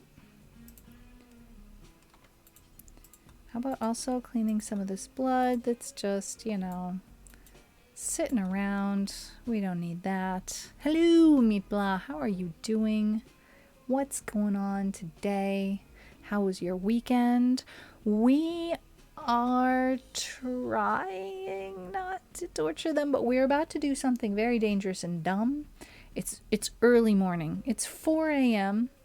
and Salune woke up and decided to eat this raw gazelle meat, and so I'm giving him cleaning duty. He's pulled KP because I don't want to see him doing that thing. It's gonna make him unhappy. So I said, just wait till Erizano wakes up. She's going to go cook you some food. And so he's just keeping himself busy with some light cleaning tasks until such time as Erizano, our intrepid professional chef, can get those meals made. We've got just one talented chef, and the dangerous thing we're going to try and do here is tame this warg, who could very well, like, eat a Yorkie puppy if I don't, or even a donkey, baby donkey, or a full-grown goat. You know, you just don't know what a warg is going to do. So I'm going to try and tame that warg as soon as I have some food to tame him with. I'm doing some butchering. A squirrel, is that going to be enough? I don't know. Wargs are generally hungry. Oh, we have another Yorkie puppy. 1 day old. How is it that every time I turn around, there's more Yorkshire Terrier puppies? I don't know. How does this happen? Don't tell me. So yeah, gonna have a breakfast, and And I think it's important for me to be at my best, feeling good. Unfortunately, I've been insulted. I had an awful bedroom, asleep in an awful bedroom, and my recreation is unfulfilled. So I'm trying to do whatever I can, like eat some food, to bring my mood up a little bit so I have every chance of taming this warg. Because if I mess it up, there's a 40% chance that he will decide to try to eat me. And I don't want that. I would rather not be eaten. But I would also rather he not eat the puppies or the piglets or, any of us, honestly. So that's going to be our last task of the day. Maple, get the shout out. Are Yorkies a food source in this scenario? For the warg, theoretically, I mean, we don't have it that tough. But theoretically, yeah, it's potentially so. We don't need that. The warg might decide that he does, and we're trying to prevent that. All right, what are we doing, Alex? Just focus a little bit here. Cannot tame warg. No food. All right. How is all of this no food? We've got squirrel meat, gazelle meat. I don't understand. I just don't understand. What if we told Irizanyo to stop cooking? If she stopped cooking, is it that she's like said, I reserve these things here? What could possibly be going on that I don't have food to tame the warg with? I don't get it. Backup food source. Yeah, okay, fair enough. You can say that. A backup food source. I mean, they certainly are prolific. You gotta give them that. I never wanted to have Yorkies in this scenario, but we came with 2 Yorkies and a fox. 2 Yorkies and a fox. And so there we are. We've got 2 Yorkies and a fox. We're working on making new bedrooms here. It's slow going. I'm cloud watching. Still no food to tame the warg with, despite the fact we got all of this. What about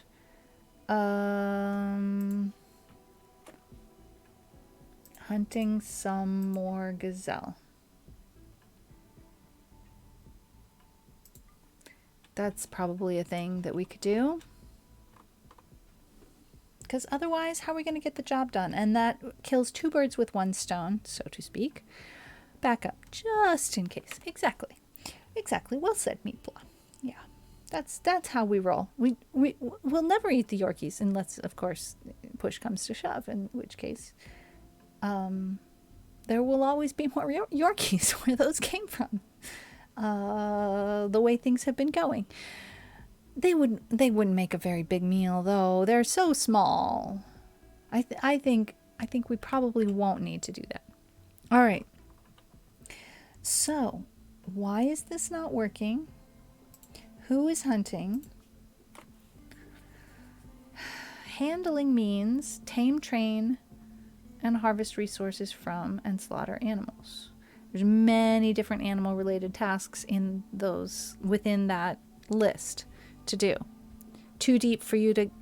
Zomboids is more complicated than this, I swear to you.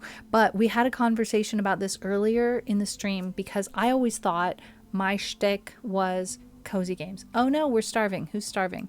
Irizanyo is starving. Why are you starving? Also, why are you cooking again when I clearly said please don't? Like, I literally said don't do it at all.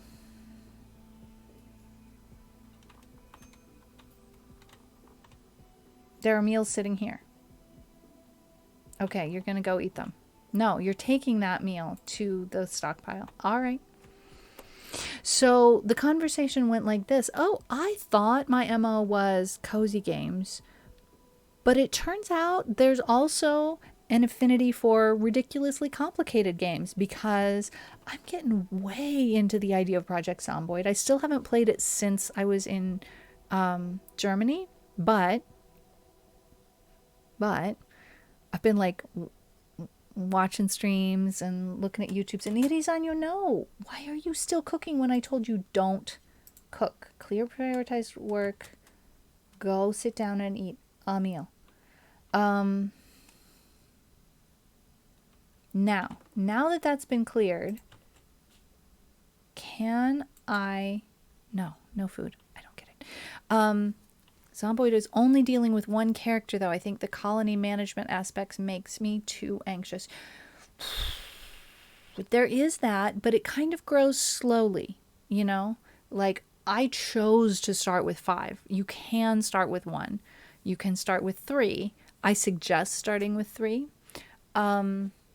But yeah, I was like, oh, it turns out I also like overly complicated games because I'm super into the idea of Project Zomboid. I'm really interested in Dwarf Fortress, which is like, oh no, he's eating the donkey full. We knew this was going to happen, guys. We've been trying to prevent this, but poor donkey full number 2, it has been killed and has been eaten into, like, he didn't even leave us leftovers. Meepla has been playing Zomboid from the first build and have adapted to the changes over 10 years. Maybe you're just used to it. Oh my gosh. So honestly, I think that Project Zomboid is maybe in between RimWorld and Dwarf Fortress in complicatedness. I'm assuming that it's kind of maybe simplest to hardest RimWorld, Project Zomboid, Dwarf Fortress. I could be wrong. There's some people that say Dwarf Fortress is actually less complicated because you can't direct your pawns individually. You have to just kind of manage the stuff around them, manage the jobs for them to do, and then they do them automatically rather than you specifically tell them, go do this, go do that. So this game has a little bit of both. Individually directing and setting it up so that they will decide to X, Y, and Z. So we've got our work schedule, and these are their priorities. Some of them have been told, just don't bother doing this because you have no skills at that. So let's focus on the things that you do have skills on. Just deciding what makes sense for them. All right, at least we know now we have a little reprieve from the dangers of the warg eating the puppies. I'm kind of relieved, I have to tell you, because this puppy is so tiny. You know, it wouldn't have made the warg satisfied for very long, and he would have just turned right around and killed something else real quick. So we have to still figure out, why is it I'm training the puppy? No, we don't have time for that right now. We're butchering so that we can do something about this warg.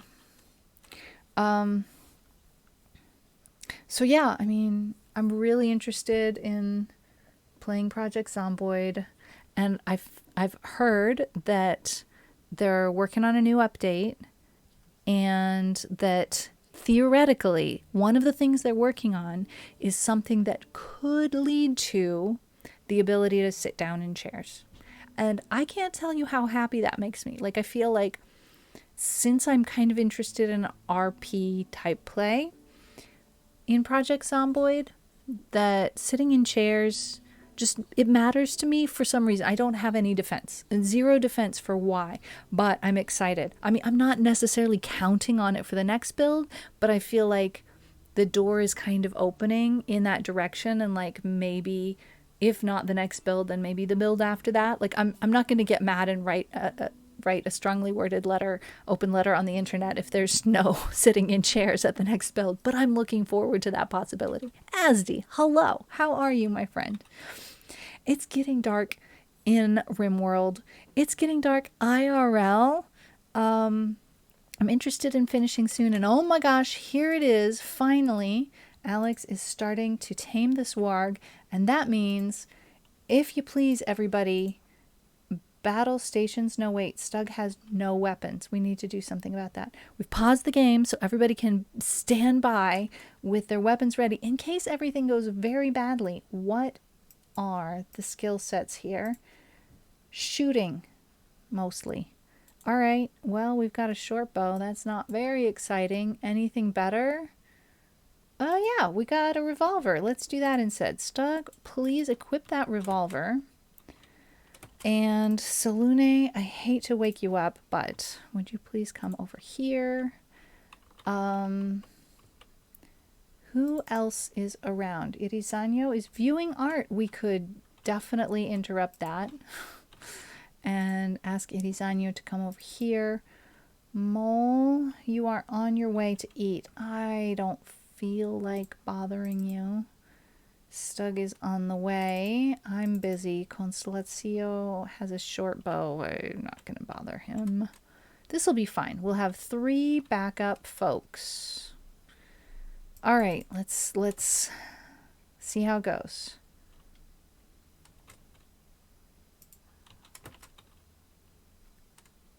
How's it going to go? Got a 40% chance of Wrath and Ruin. In which case, I will try to run away. Probably will be too late. Tame failed.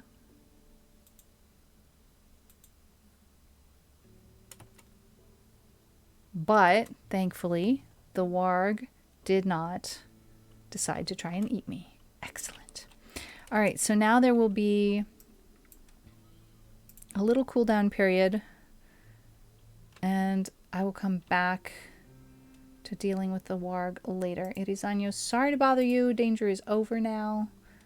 Irizanyo is going to go drink a beer. That's rational. It's that time of night. We were talking about Dwarf Fortress a little bit. We were talking about Project Zomboid a little bit, as I have recently come to the realization that I don't only enjoy cozy games, I also enjoy ridiculously complicated games. So that's a surprise. I didn't know. I had a friend describe the game, and without any reference, my brain imagined a game like Lemmings meets Diablo. I'm not really familiar with Diablo. I haven't seen it played. Have you seen a reference now? Do you have a sense of whether your initial assumption was bang on, kind of close, slightly not too far off, says Meat Block. Cool. That's very cool. All right. Now, I think it would be best if we permitted Irizanyo to do cooking again. Because honestly, we'll get really hungry really fast. And none of us want that. Especially not Irizanyo. Because she doesn't love cooking, but she does love having meals to eat. As do we all. Meg, how are you? So good to see you. Meepla says, with 1992 graphics. Okay. Yeah. I mean, RimWorld and Dwarf Fortress. Dwarf Fortress had, what's it called? ASCII art at first. And only very recently has gone to a form of graphics that's pretty similar to RimWorld. And then Project Zomboid is one of those 2D games that pretends to be 3D, and I'm super familiar with that from a game that I used to start learning programming when I was, let's say, a teen. I started playing it when I was a teen, but I continued playing it through my 20s. I want to say into my 30s. No, wait. I'm getting 2 games conflated. No, a game that I played when I was in my teens. That was one of those similar things where a 2D world pretended to be 3D. It was done in the exact same way that Project Zomboid is. And there aren't that many games that are done that way, which means that the way computers process graphics is not designed for that. And even though you would think, 2D is more simple, it actually takes a lot of processing power to make it work. So I'm really excited about some of the new updates coming for Project Zomboid, because hopefully it'll start making it run a bit smoother on more computers and more people will be getting into it. Because it's a worthy game. How are you doing, Meg? It is good to see you. I am really tired and really interested in finishing stream, but I've set myself the goal of taming this warg. And I think I made a mistake, honestly, because it's not easy to tame a warg. And here I am with my 14 points of skill. I'm sleeping, but that number just moved. Oh, it's decreasing. I'm forgetting my skill with animals as I sleep. How sad is that? But slowly. The game was called hello, brain? Are you there? Calling? See? No answer. No answer from the brain. The game was called Furcadia, which sounds weird, but the game was a lot of different things. It was a multi-user dungeon in a way. It was a way that people socialized online, and everybody's character was a little animal. There were various classes of animals. So there were the cat type animals and the mustelid type animals and the fox type more. Yes, that. It was an MMORPG, but it wasn't an RPG though. Necessarily, except that some people had programmed RPG type scenarios and uploaded those and could invite their friends to go play that RPG scenario. But that was kind of that was the programming side of it, which was only a very small side of it. Most people who had an account didn't do programming within the game. But the programming was fascinating. It was done with coordinates. It was done with a series of number, comma, number. And that number, comma, number was an if-then statement. So each number was a statement. So you could, like, I was working on programming simple board games like checkers, which is simple until you get to all the kinging and stuff. I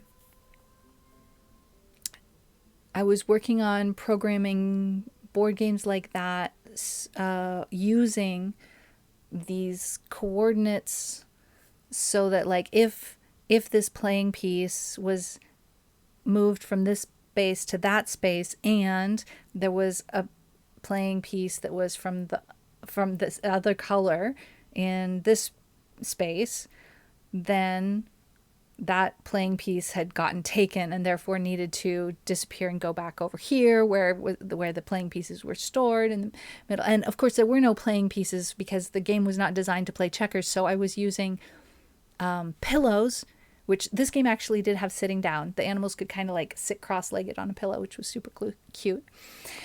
And yes, there was a section of the game where people who enjoyed role-playing with their fursonas might be able to role-play in various ways that were not family-friendly, but that was in a separate section, and I didn't go over there because I was a kid and I wasn't interested in that. Is that machine code? I don't know. I don't really know anything about programming. It was just something that I was playing with when I was a kid. It was just these coordinates were how that particular programming language worked. What was the programming language called? Dragonspeak. Dragonspeak was the name of the programming language. So that was fascinating. I really liked it. It was fun to play with. So I could play with the whole like 2D pretending to be 3D thing, and I made like a 3 or 4 story, maybe it was even 5 story tower, and figured out how to make the stairs work so that you would go to the next level. But that was all programming as well to make that work, with those coordinates and everything. How to make flat stuff look 3-dimensional. and work as if it was three-dimensional. Released in 96. That was a kind of lull in my gaming life around then, so I guess I never heard of it. A time in which you were starting to be busy working, was that it? There comes a time. All right, so here we go again. It is now time to work on taming the big scary monster. And we're going to draft these three folks as our backup. And hopefully it will work this time. Also, hopefully I won't be eaten. And if he attacks me, I will try to run away over here. But the other option is to run away over here and drag him through these traps. But I don't think I'll be able to because he'll probably get a bite in right away.